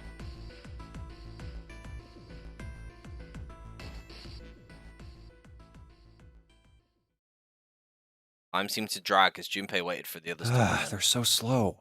And what's keeping Ace and Lotus? Suddenly, the elevator opened.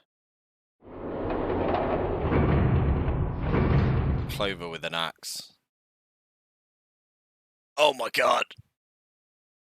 Clover! I guess you're the first one back. It was only Clover inside. She didn't see the rest. She looked at Junpei and then slowly, purposefully stepped out of the elevator. The door closed behind her. Where's everybody else? What happened? She didn't answer. Instead, her eyes swept the room and then settled on Junpei. Where are Ace and Lotus? Oh, Ace said he wanted to show Lotus something, so they went into that hallway. Junpei explained what had happened. Oh, then they went over there? Voice was small and timid. Yeah, I think so. Dude, get out! He repeated his earlier So question. where are June, Santa, and Seven? Why aren't they with you? You really want to know? Oh my god, that's creepy. There was something wrong with her smile. Yeah. Okay, sure. No. Here, let me show you. No. Clover pulled something out of pocket and tossed it to the floor at Junpei's feet. Huh? He looked down. On the floor in front of him, 3 metal rings. Bracelets. Oh my god. Oh, holy shit. Junpei collapsed. No. No way. No way. This has How got to be did some kind of she joke. overpower everybody? This can't be real. Junpei's body felt like rubber. His heart felt like a cold lump in his chest and his hands shook uncontrollably. Sweat poured down his face.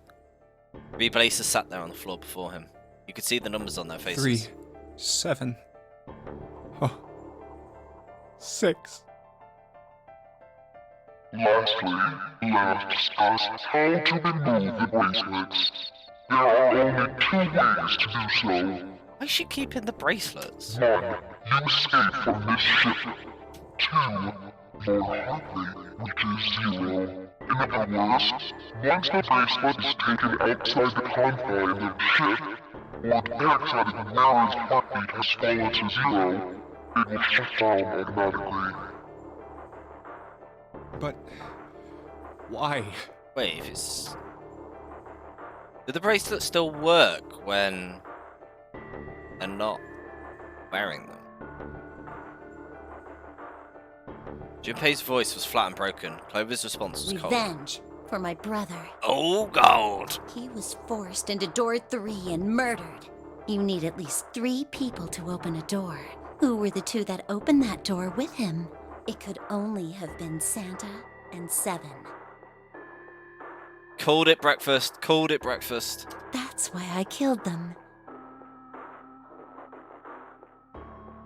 2 plus 3 plus 7 is 12. Yeah. But why? Why did you kill June? Because she tried to protect them. She was in my way. She had to die too. No. Junpei shook his head, trying desperately to wake himself from what had to be a dream. No. Couldn't be real, it just couldn't. Hey, Junpei. Get wrecked. Felt Clover's hand on his shoulder. Smile was wrong, horribly wrong. That is creepy. Like, look at that. Let's That is go. terrifying. Her hand reached out towards Let's him. get out of here. Let's leave this ship.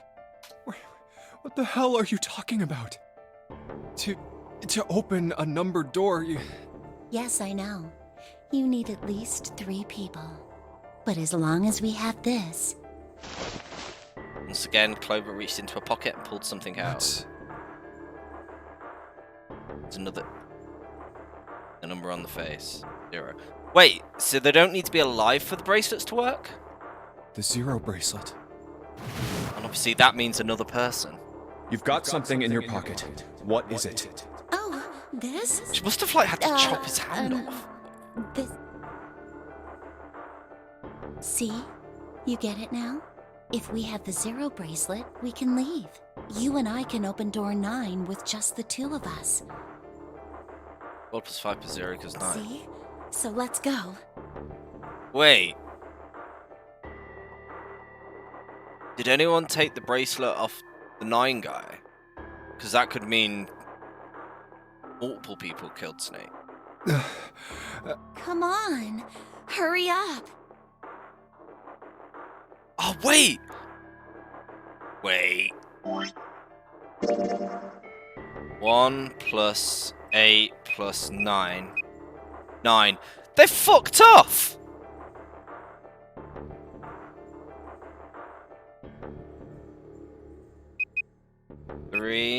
No. 1 plus 2 plus 9.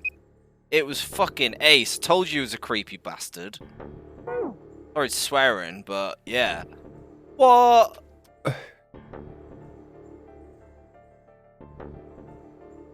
He's got the 9th man one. Why did he kill Snake? It's really strange. Junpei looked up at Clover. She had the face of a demon. But there was something else. There was a holy light that surrounded her. She was both a fierce god and a benevolent goddess, filled with love. Junpei? They should have just left straight away. Her voice was soft.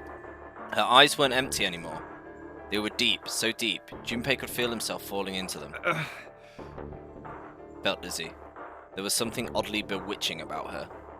His mind was beginning to crack, and his heart began to melt. Junpei. And she was offering him. Looked so soft, so inviting. He's gonna chop my arm off! Junpei reached out with his own trembling hand and closed it over hers. Oh, right.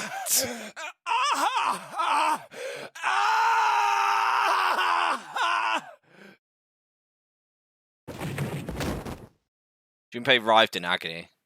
He shuddered and twitched, his body spasming as he went into shock. Absolutely right. He screamed until his throat was torn and bloody, and screamed more. His cries echoed across the room. Eventually, his movement slowed, then faded. There was no more strength. Oh, we didn't even find out if I was right. That them to have buggered off. He could feel his body begin to go numb. He no longer felt pain. Or actually, the thing he said she did it, so there might have been... He no longer felt anything. Whatever Junpei had been was gone. The last remnants of his mind began to fade. Even his vision faded into nothingness. He saw Clover. Thanks, Junpei. I'm just gonna borrow this, okay?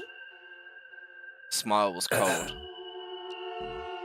What was left of Junpei's conscious mind drifted away. All that was left was a twisted, broken corpse. It's the track again. Bad end.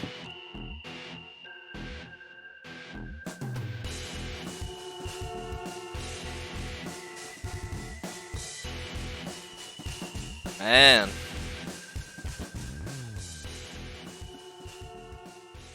So at least now we know the bracelets can be used without thingy. Would you like to save? Yes. Wrecked. Okay. Locked and unlocked. That means locked.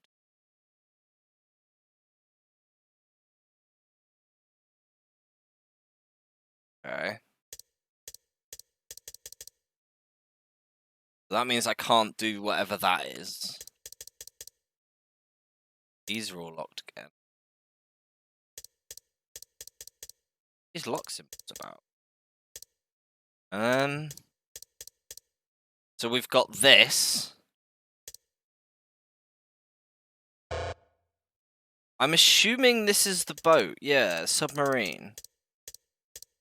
I kind of want to do that just to see what that happens there.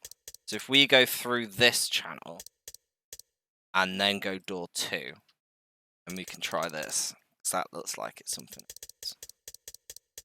Assuming that's door 2 because it's submarine. It was the same ending, but find out what this is about.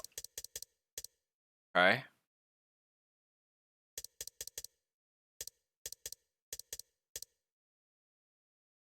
Three, 7, and 8 doors. Actually, we could just do that. Get that over and done. It's kind of bugging me that exists. This is 2. Yeah, 1, 6, and 2. Okay. Do door 2. 1, 2, 3, 4. Need to try and keep Clover away from door 1. Murderers. Oh, this is a really good stretch.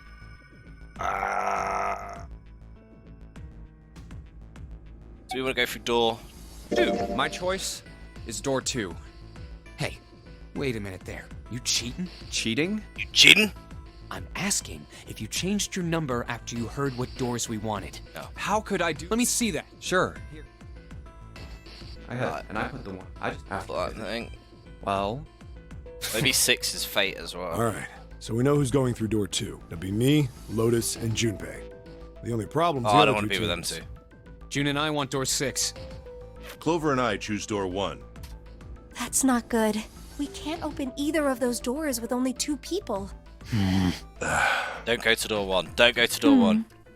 Why don't Santa and June go into door 1 with Ace? I don't want to be... Yes, actually, this keeps her Huh? away from door 1. Well, Then what will you do, Clover? I'll be waiting at the stairs. Oh, that's not good. You guys are coming back here, right? That's what 7 was saying, wasn't it? We aren't going to be split up permanently till we find door 9. We might get separated for a little while, but we'll see each other again. Otherwise, we won't be able to open door 9. That's how the Nonary game works. I'm sorry, but I just want to be by myself for a while. You understand, right? Let me just check something. Who did we do this with? That was with Seven and Lotus as well, wasn't it? Yeah, so I'm going to the same thing with the same people. We're gonna come out and find everyone dead. All right, I'm going through door 1. That all right with you, June? Yes. Well, we'll be going then.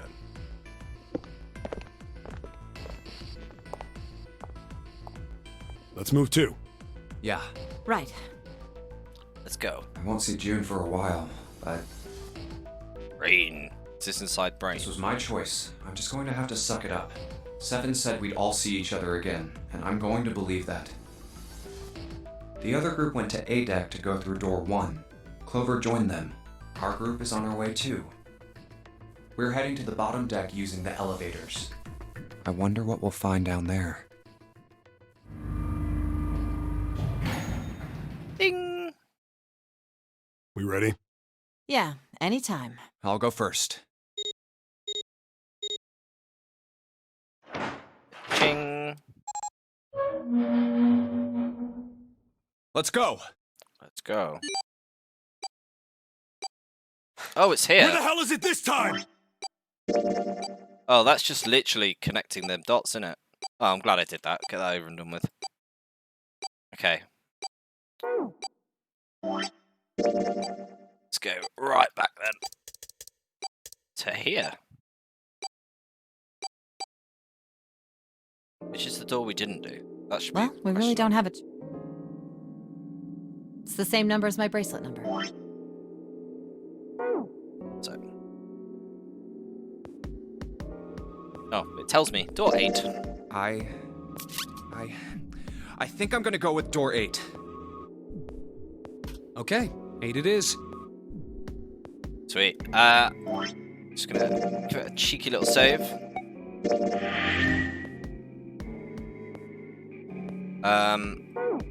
I'm just gonna go to the toilet and then we'll carry on this madness. Try not to get killed again.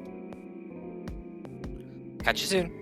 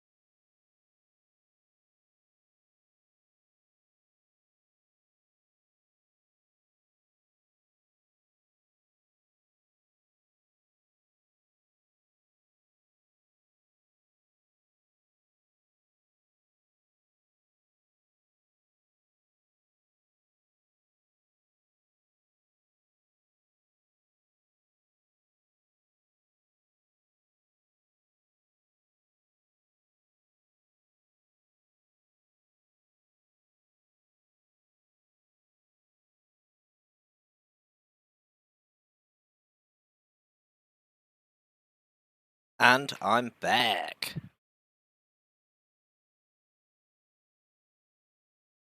That up. Boom. I'll move the endings if it seems it's getting in the way. See that. Yeah. All right then. That means June's got to go through 7. What? Why? I'll get somewhere it's not in the way.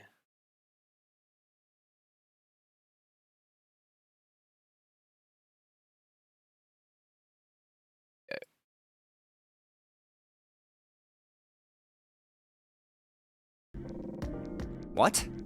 If the 6 of us are gonna keep going without leaving anyone behind, there are only 3 ways we can do it. This. Have planet. 3, 5, and 8 go through 7, and 4, 6, and 7 go through 8. 4, 5, or Yep. there are no other. In other words, you get it? Oh no. You're saying No, we're going to be separated. Hey, come on. We gotta split up. This is just like when we went. We got split up then too. I'll bet 7 and 8 are. you mean they're Yeah, It's her being I'm sad. In other words, Zero's been on. I'm damn sure he's not gonna. everything's. yes. Anyway, Clover, I figure any Emotional. What up? All right, let's. Let's move.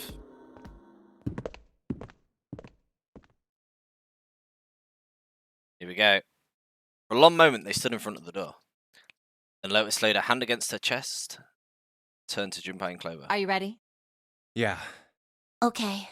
Then shall we go?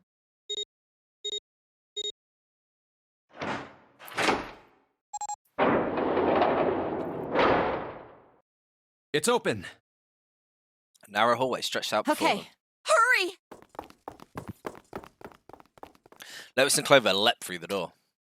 The moment they did, their bracelets beeped. The detonators on their bracelets had been activated. Junpei stepped forward to follow them. As he did, he stared at June. Jumpy. What the hell are you doing? pulled in. He heard the heart sound and the number door slam shut behind him. His bracelet gave a cold electronic beep. 81 seconds left. Hurry! Ugh. Junpei and Clover followed as fast as they could.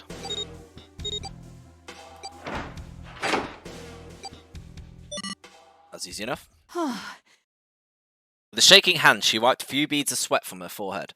Clover, however, was calm, aloof perhaps. Pointless. She muttered to herself without emotion and began to walk down the hallway, leaving behind a confused Junpei and Lotus. Lotus watched the girls receding back with a mix of frustration and curiosity. What an unpleasant girl. I bet she's not very popular with the boys. Her sarcasm seemed a little more biting than was perhaps necessary, but she sighed and started after the. Maybe pairing these two together was a mistake. Too late now. I better catch up to them. Clover just doesn't get on with anybody, does she?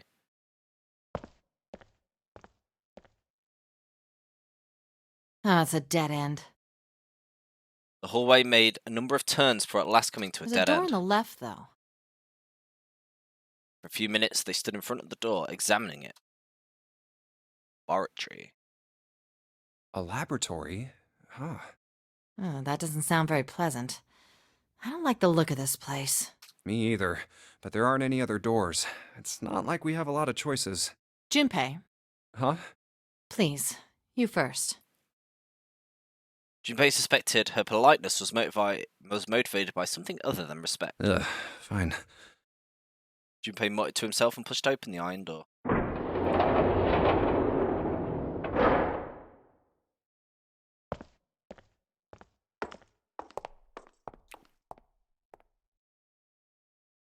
His first steps inside were tentative, careful, but as he examined the room, it became clear that there was no imminent danger.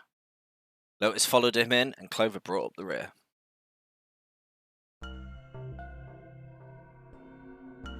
The room they found themselves in was divided into two separate areas by a curved wall.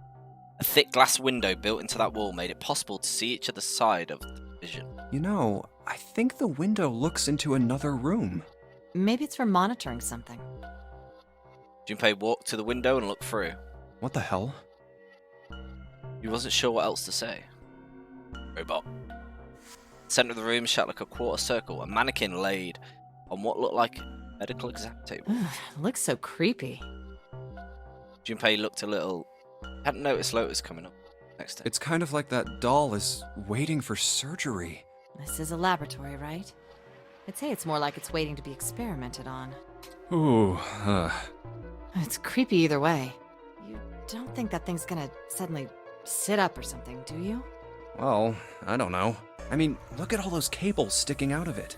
If we press the wrong button, I don't know. Stop it. Just thinking about it is terrifying. She was gripping her arms and knuckles on her hands, white. Wait, where's Clover? She was still standing near the entrance to the room. Her face had the appearance of calm, but it was drawn and somehow sad. What is she? Something almost pitiful about her. Junpei walked over to her and as kindly as he could spoke. Are you okay? Clover looked away. What are you talking about? What? I'm just worried about you. You've been real quiet. What? I can't be quiet if I want to? Well, I mean, of course you can. I just...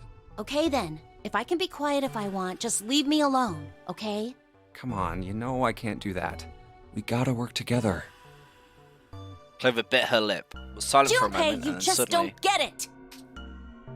a cry took Junpei by surprise and stumbled backward a few steps alarmed. My brother's not the kind of person who'd just leave me behind! Something happened to him! Something bad. Yeah.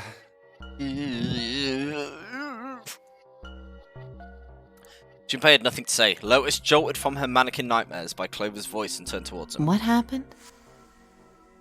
Clover's eyes slid to Lotus, then back to Junpei. Look, just don't bother me, okay? Leave me alone. Finished, she turned around. Before Junpei and Lotus could say anything, Clover had begun to walk quickly away. Hey, wait, Clover! Hold on! That way is... I told you to leave me alone! He might as well have been talking to a wall. But for all the notice she took off his cries, not even slowing down, she made for a doorway, cutting the wall in front of her. Without even slowing down, she passed through the doorway. Clover, watch out above you! Wrecked. Without warning, an iron gate fell from the ceiling like a portcullis, sealing Clover in. What the heck? What's going on here? Clover grabbed hold of the iron bars and shook them as hard as she could. Hang on! I'll get it open. Oh, for crying out. You'll never do it on your own. Junpei grabbed the bars and pulled. Of course. In a moment, Lotus joined him. Three of them pulled as hard as they could, but...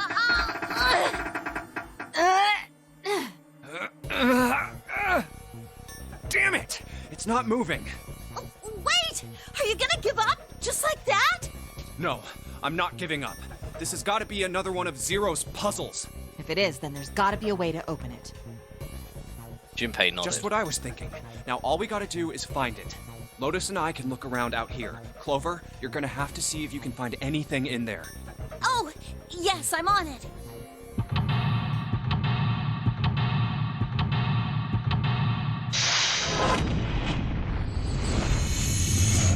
Seek a way out. Laboratory. Okay. This is where we are. So what we got? We got the door. Junpei, do something please. Window. I don't think a bullet could break it. Creepy mannequin here, guys. Alright, so I can tell her what to do through that. Electronic door lock. It's like another electronic lock.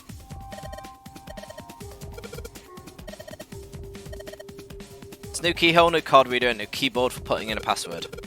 I have no idea. Stuff here. Can't say for sure, but I do know how to use at least one of these things. Which one? One on top. It's a power cable. Power cable. I'll take that. Three-pronged power cable. block.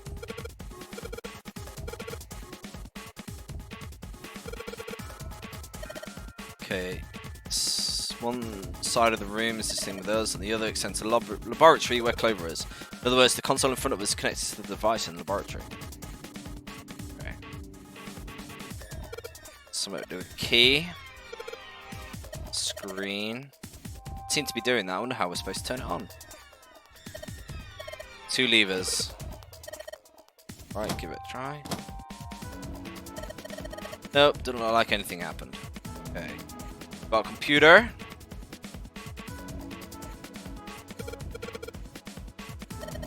What's wrong? This cable has 3 pump. The socket only has 2 holes. Well, it's not going to fit. That's what I'm saying. In other words, we're going to need a plug, 2 prongs. Okay. Is there anything useful? Nothing. Steel lockers, red lights. All locked. Oh. Ethanol.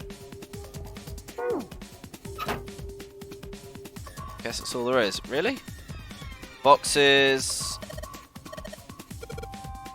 Experiments. They're really technical and stuff. I don't really get it. Okay. Let's see what she can do. It's like a voltmeter. Smart girl. Is the control for that? There's so many dials. Why don't you try turning one? Nothing's happening. I turned a whole dial the whole bunch, but even if I turn all the switches on, nothing happens. Okay, it was over there. What do you... Just plug have 3 prongs or 2. She does kind of crouch around to look under there. It's got 2. So can you unplug the cable and bring it over here? Well, I can unplug it. It's connected to the main computer. How about just the plug? Maybe more like a connector. Sort of thing which makes the plug 3 metal thingies into a plug with the 2 metal thingies. So useless? Not useless. Not useless at all. That's just what we need. Back down she goes. Alright, unplugged. Hand it over at the bars. Doing experiments on humans. Oh god. It's a rack. There are a bunch of cables. Somebody cut the outer stuff of the cables. I can see the wires inside. It's all black. There's a pen. You said the pen on one part of it. There's probably something underneath that pen. You think you can erase it? Well, it's a permanent marker. Junpei. What, erases ink from a permanent marker? In a minute, I'll be right back. Okay.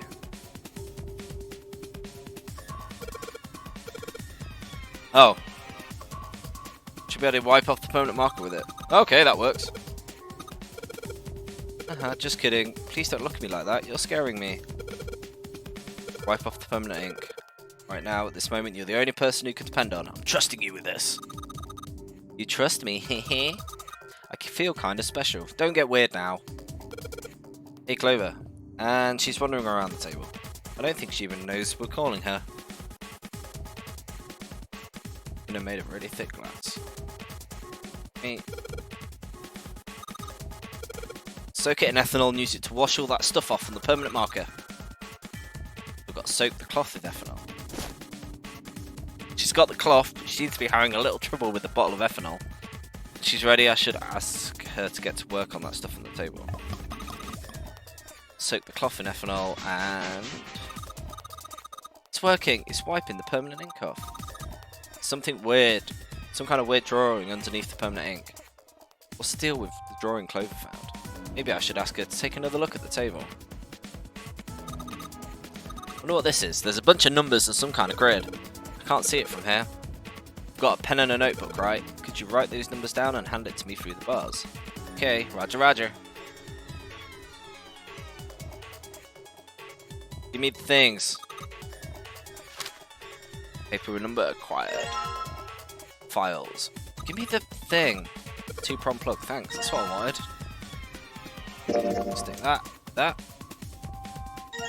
Zinger. Clover's note. Over copy of the laboratory is 4 numbers and 5 cells. 3, 2, 4, and 1. Alright.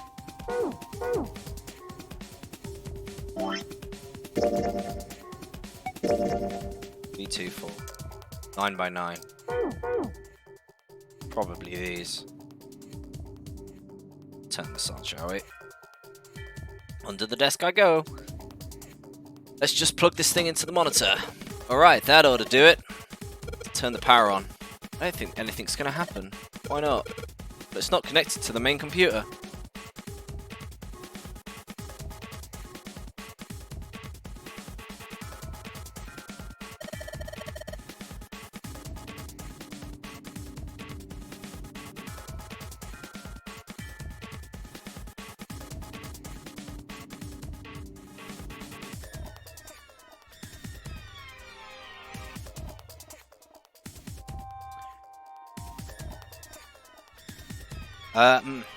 I'm just gonna have to be back in a sec, sorry. Something's just came through.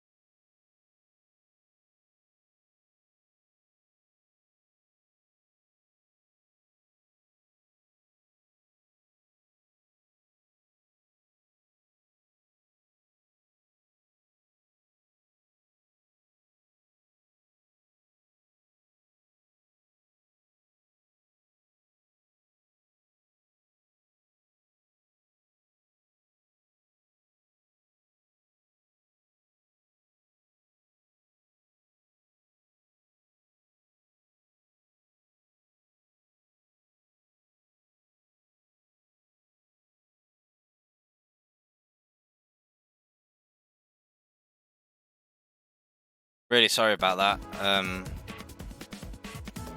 Had a annoying email.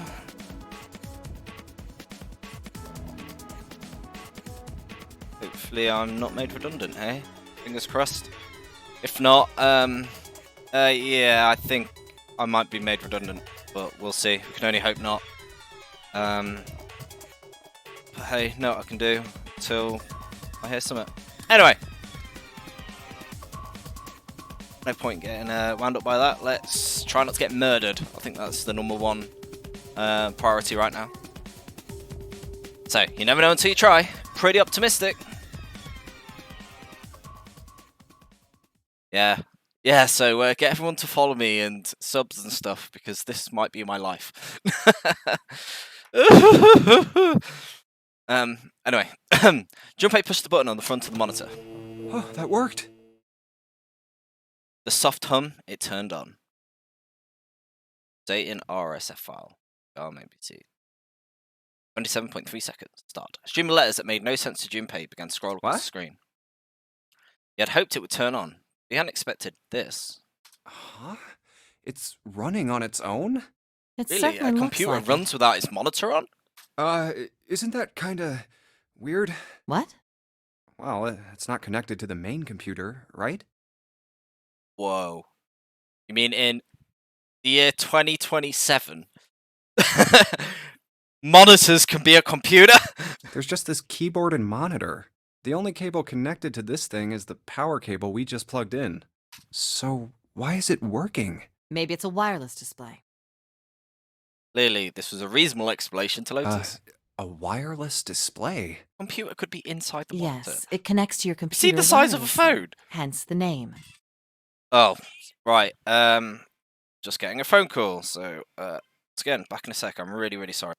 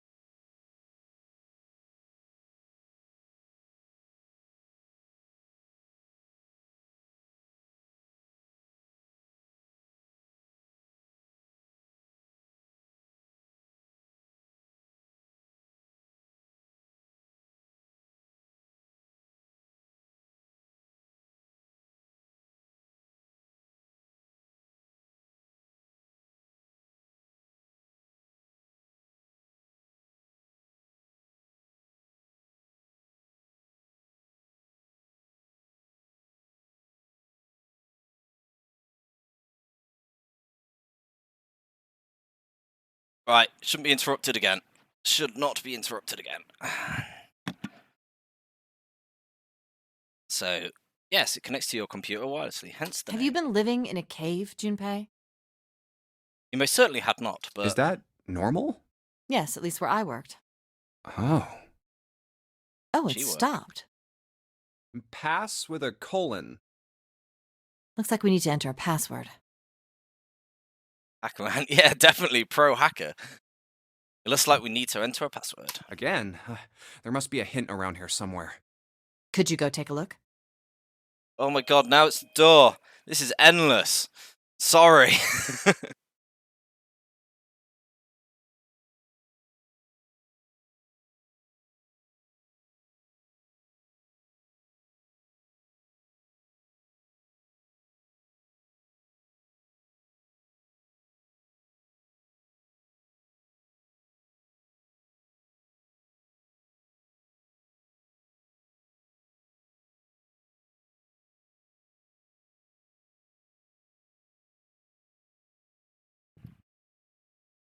Round 50.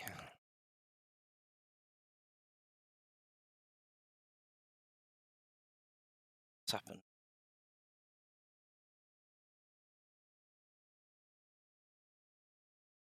Now the game's crashed.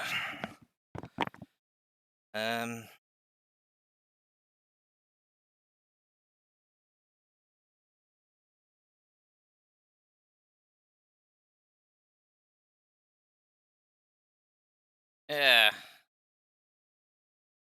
Actually, it's a thing, but it's not.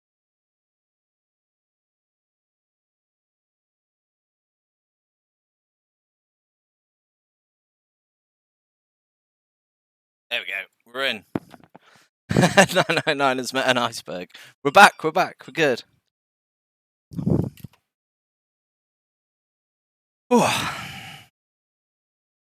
I'm sitting around somewhere. Could you take a look? Yeah, I'm on it. What are you going to do? I'll see if I can do something about this on my own. On your own? Yep, on my own. Lotus? Lotus pulled over the nearest chair and dropped herself. She is a hacker, isn't she? For a second, she stared at the screen. She needed her hands, knuckles popping, and twisted her back left, then right. All right. Hacker mode activated. Let's kick some ass. Lotus smiled to herself, rubbed her hands together in anticipation.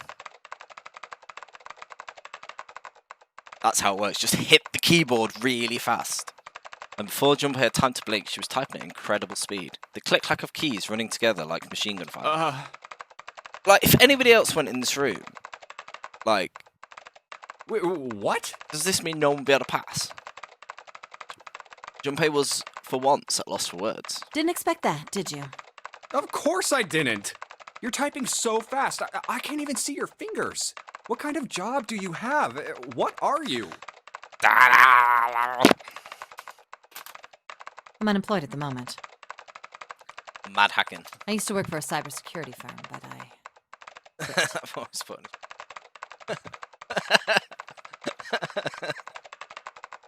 Why? Lotus blinked. Oh, it was just something. I used to work for a cybersecurity firm, but then I quit. Hacking. She stopped typing for a moment and her face fell. I see. This was not an avenue of questioning to be pursued, Junpei realized, and quickly shut his mouth. Lotus's fingers began to move again, and in a few seconds, she was back up to speed. As she typed, more letters and symbols that meant nothing to Junpei began to pour across the screen. Oh, what are you doing now? I'm going to try and brute force it.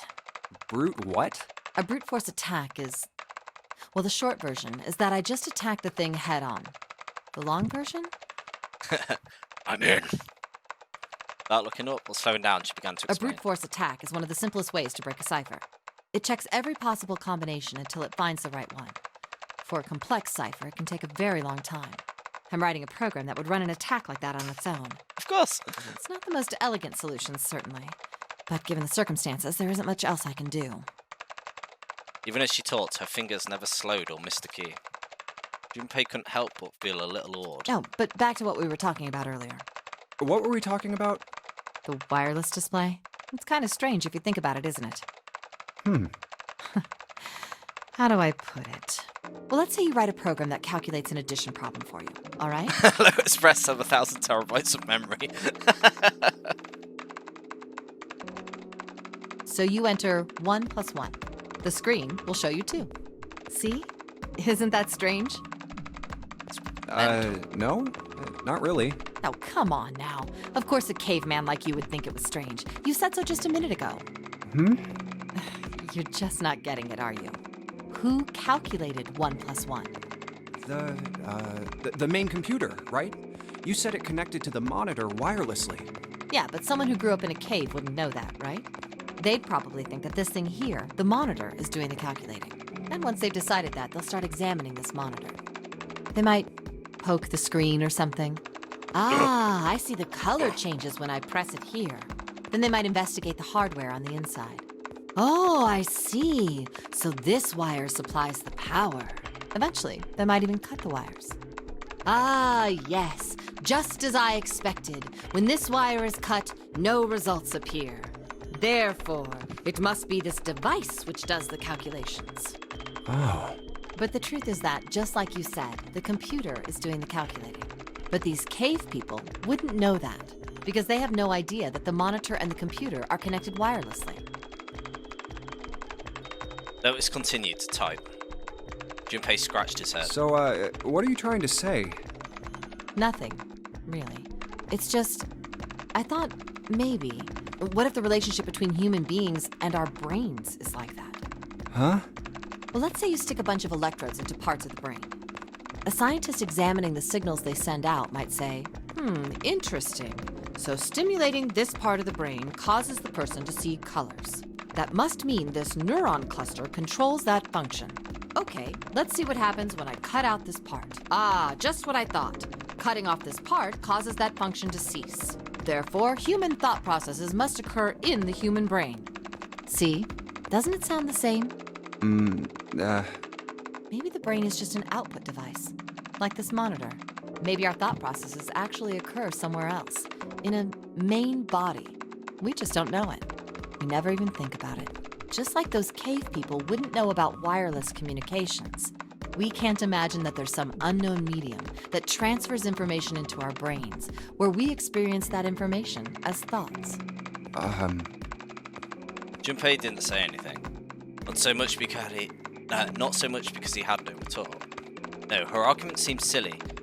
He was a little surprised to be hearing something like it from someone like her. The brain is just an output device. Human thought actually occurs somewhere else. That's just crazy talk. Did Lotus really think that, he wondered? It was a little creepy, Junpei thought. It sounded altogether too much like a bizarre cultist religion. Maybe that's the cause of Seven's amnesia. Oblivious to Junpei increasing discomfort, Lotus continued. If memory is actually stored somewhere else, in some sort of main body somewhere, maybe he hasn't forgotten anything at all.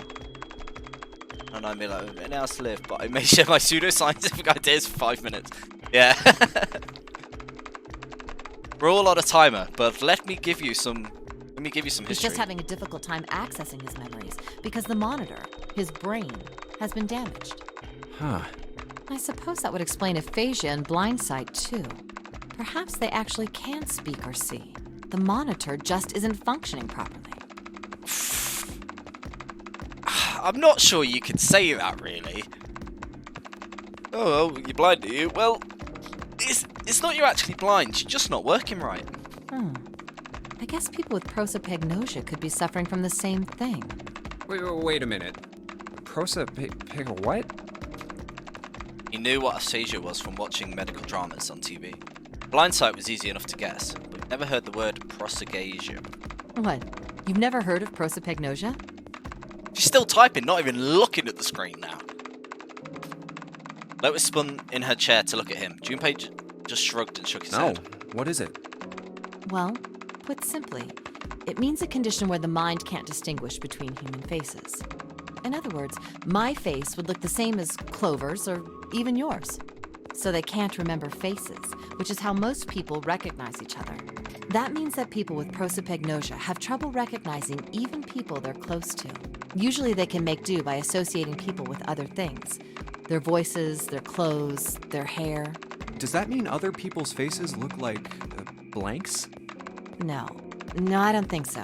Well, you've seen monkeys, like in a zoo, right? To you and me, all the monkey faces look the same, even though they've obviously got faces. It's almost impossible for a human to distinguish between them. The zoo staff that works with them would learn to identify different monkeys eventually. But you or I couldn't, unless one had a scar or something else to set it apart. Well, that's how people would be to someone with prosopagnosia. Prosopagnosia. Huh. I didn't even know that kind of thing existed. Junpei did his best to act as though the entire lecture hadn't gone entirely over his head. And, what were we talking about? The idea that your brain is just an output device, like a monitor. Are you serious about that stuff? Not really. I was just kidding for about half of it. What about the other half? Well, I guess I was just adulting. Not funny. Lotus' smile as something rather messy back of your stick. I can never tell. It's nothing more than a story I made up out of boredom. Don't take it seriously. It was the first thing that came to mind, and I just talked about it to kill time. But looks like I don't need to talk anymore. Why? I don't have to kill time any longer. She spoke, raised her right arm high, brought it down on the enter key. Oh, then you finished that brute whatever thing? I certainly did. And let's see what we got. Chunks of text flickered on and off in quick succession, and then a line of numbers appeared, blinked, and disappeared. The screen cleared, and all that was left was the word accepted. Piece of cake. The thing is, like, the puzzles aren't terribly hard. So, she didn't need to do this, because if she wasn't in this room, they wouldn't have made it so no one could do it. Lotus would clearly have patted herself on the back if it would not have made her look entirely ridiculous. After a few seconds, the accepted disappeared to be replaced with 9 squares arranged in a 3x3 square. The screen changed again. What the hell is that? No idea. Looks like a puzzle. Suddenly, Lotus stood up. Huh? Aren't you gonna, I don't know, do more computer stuff? No, I can't do any more. It won't let me do any more programming. See? The keyboard. Nothing. So, there's nothing more I can do. Well, I guess I'll leave this to you then. Control Alt Junpei. Delete. Out F4. What? Let me take a break, all right? I did my part. Well... Press the any key. Yeah, the password's on the back of the keyboard or something. Yeah, definitely.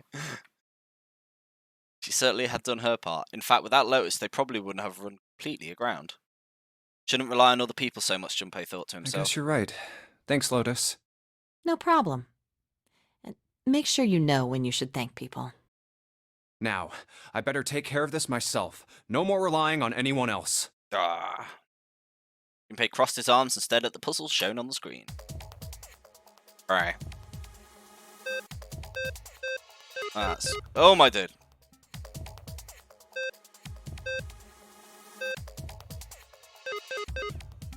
Oh, we've got 4 touches.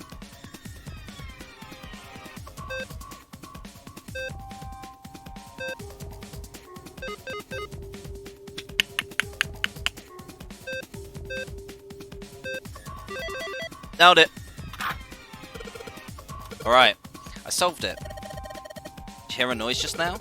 Yeah, I did. It sounded like something unlocking. Where did it come from? These ones. Look, Junpei, the lights on the lockers are green. Then we must have unlocked it with the computer puzzle. There's more than one key in here. This one is small and it looks like it goes in some sort of machine. And this one has the Earth symbol on. The Earth symbol matches the keyhole in the door on A deck. But if that's the case, we probably don't need the Earth key right now. Alright then, Earth key in the pocket. As for the other key, activation key. It's just that moment he heard a voice behind him. It was Clover. Hey, Junpei, do you have a minute? Put the puzzle aside for the moment and walked over to Clover. What's up? I wanted to ask you something. Hmm? Junpei, you went into door 5 with my brother, right? Did you hear him say, like, anything weird? Huh? Why is she asking me this, Junpei wondered. The more he thought about it, however, the more it made sense.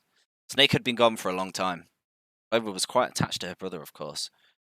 She would have been worried about him. Well, let me think. Thought back to when he'd gone through door 5, hoping he might remember something, even a small something that would help her. However, Sorry, Clover. I can't really think of anything.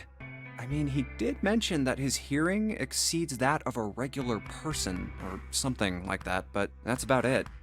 Okay. Clover's words were barely audible. She nodded vaguely to Junpei and turned to walk away. Hey, wait a minute. Hmm? Look, I don't know if I should ask you things, but if you don't mind, I was hoping you could tell me if, is Snake, was he born? You're talking about his eyes? Yeah. No, he wasn't born blind. When he was a kid, he got in an accident. A really bad car accident. He couldn't see after that. And his arm. His arm? Yeah. My brother's left arm is, it's not like a normal person's arm. It's fake.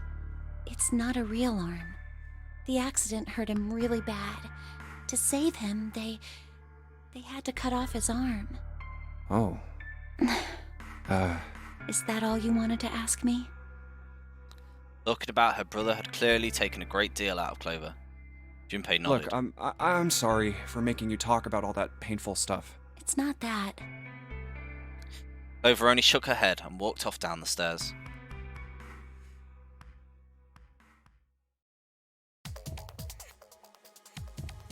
Okay, back here. Ooh, key. It's key. Make sure it looks like it comes on the machine. I'm turning it on. Okay, the monitor is on now, and it's full of letters.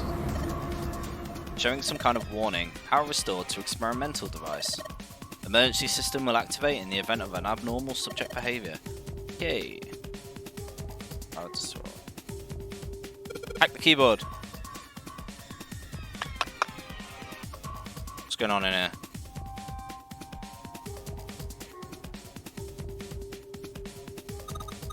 Junpei, this thing here is on now. Yeah, it's because we activated the power over on this side. Could you play with it a little? Okay, yeah, I'll turn this dial here. Oh, I don't think it's working. Nothing happened. Well, maybe she missed something. I should ask her to look around the room again. Cables.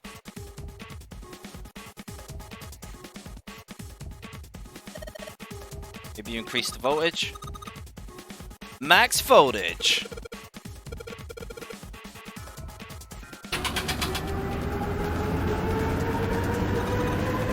Well, I think, it's alive! Oh god! Mannequin's head! Man, that sounds like a fire alarm. What the hell? Fire detected, fire detected. The emergency system will be activated. Evacuate the room immediately. Great. Good start. If I do something, this is your fault. My fault. Is it open? It's open! Junpei, look at the light. It's green. Emergency system's activated and disable the lock. Now we can save Clover. Junpei, come on, jump. She's safe. Oh man, that smoke is some serious business. Time to close the door again, I think. You okay? She's coughing so hard she can't even talk. Of course I'm not alright. What the hell took you so long, you big jerk? I was almost dead. Sorry, I was going as fast as I could. You two can do this later. Right now, we need to get the hell out of here. Fight's not going to stay in that room forever. Green light is lit. It's got to be unlocked now. Let me out. Whee!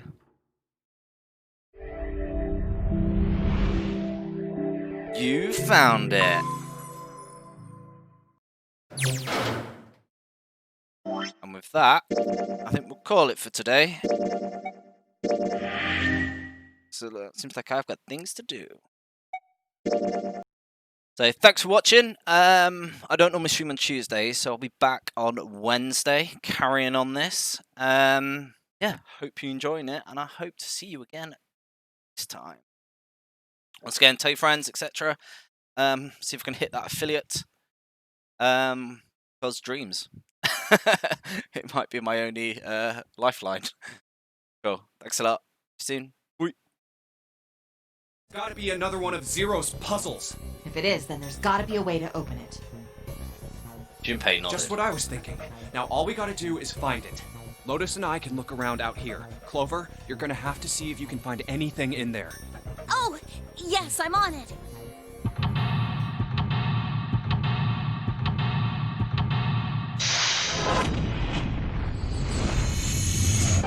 Seek a way out. Gotta be another one of Zero's